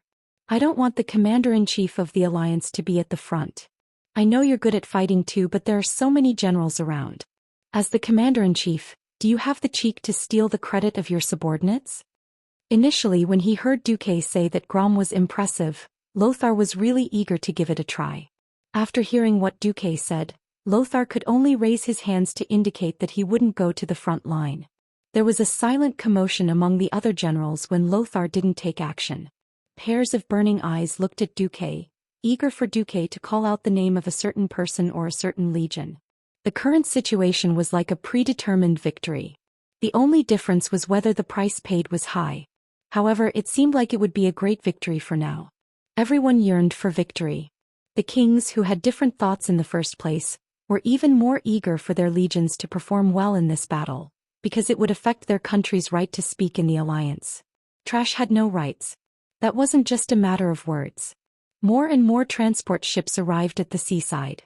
There were so many ships from the tribe that the long coastline was actually not enough for all of them. The brave warriors of the Warsong clan pushed the front line to the middle of the mountain. They endured the fist-sized rocks that filled the sky and the arrows that could easily penetrate their bodies. When one fell, another would immediately take his place. When a group fell, a new group would immediately rush in. They were using their flesh and blood to corrode the humans' defense line at a high speed. The agile movements of the Warsong clan warriors, their exaggerated jumping ability, and their violent strength made the soldiers of the Rotterdam very uncomfortable. In just 10 minutes, Mograine had already sent out the reserve team for the third time. Even though he still had sufficient reserves, the sight of such a meat grinder made his heart bleed. They were all the elites of the Rotterdam kingdom. At this moment, 2 red signal flares rose in the direction of the headquarters. In this world where the light of dawn was still very faint, it was especially dazzling. In the east, the Fourth Fleet, which had been waiting for a long time, puffed up their sails and arrived at the battlefield within 15 minutes. Then, far from the coast, they fired their cannons at the densely packed coastline. From today onwards, this cruel weapon would probably become one of the most hated weapons in the tribe. 100 thumb-sized, relatively round iron lumps could be stuffed into a huge cannon chamber. Because of the short range, Commander Gutierrez ordered that each cannon be loaded with 20% less gunpowder and 30% more grapeshot than usual. Bang! Bang! Bang! Following the loud roar, the coastline that was not particularly wide was immediately set off in a storm of blood. The new armor that the orcs had obtained from the dwarven slaves was completely unable to withstand the impact of such hot weapons. A head-sized bloody hole would immediately appear on their bodies if they were hit by it. Even the lightest injury would be a broken arm or leg. Large pieces of broken limbs flew into the air. There were split heads, splattered intestines, and broken weapons. In a few breaths, the entire coastline had become the orcs' Shiraba. The seawater that surged up along with the tide was all dyed red with the blood of the orcs. The tragic scarlet spread hundreds of meters away on the surface of the sea, and it was all orc blood.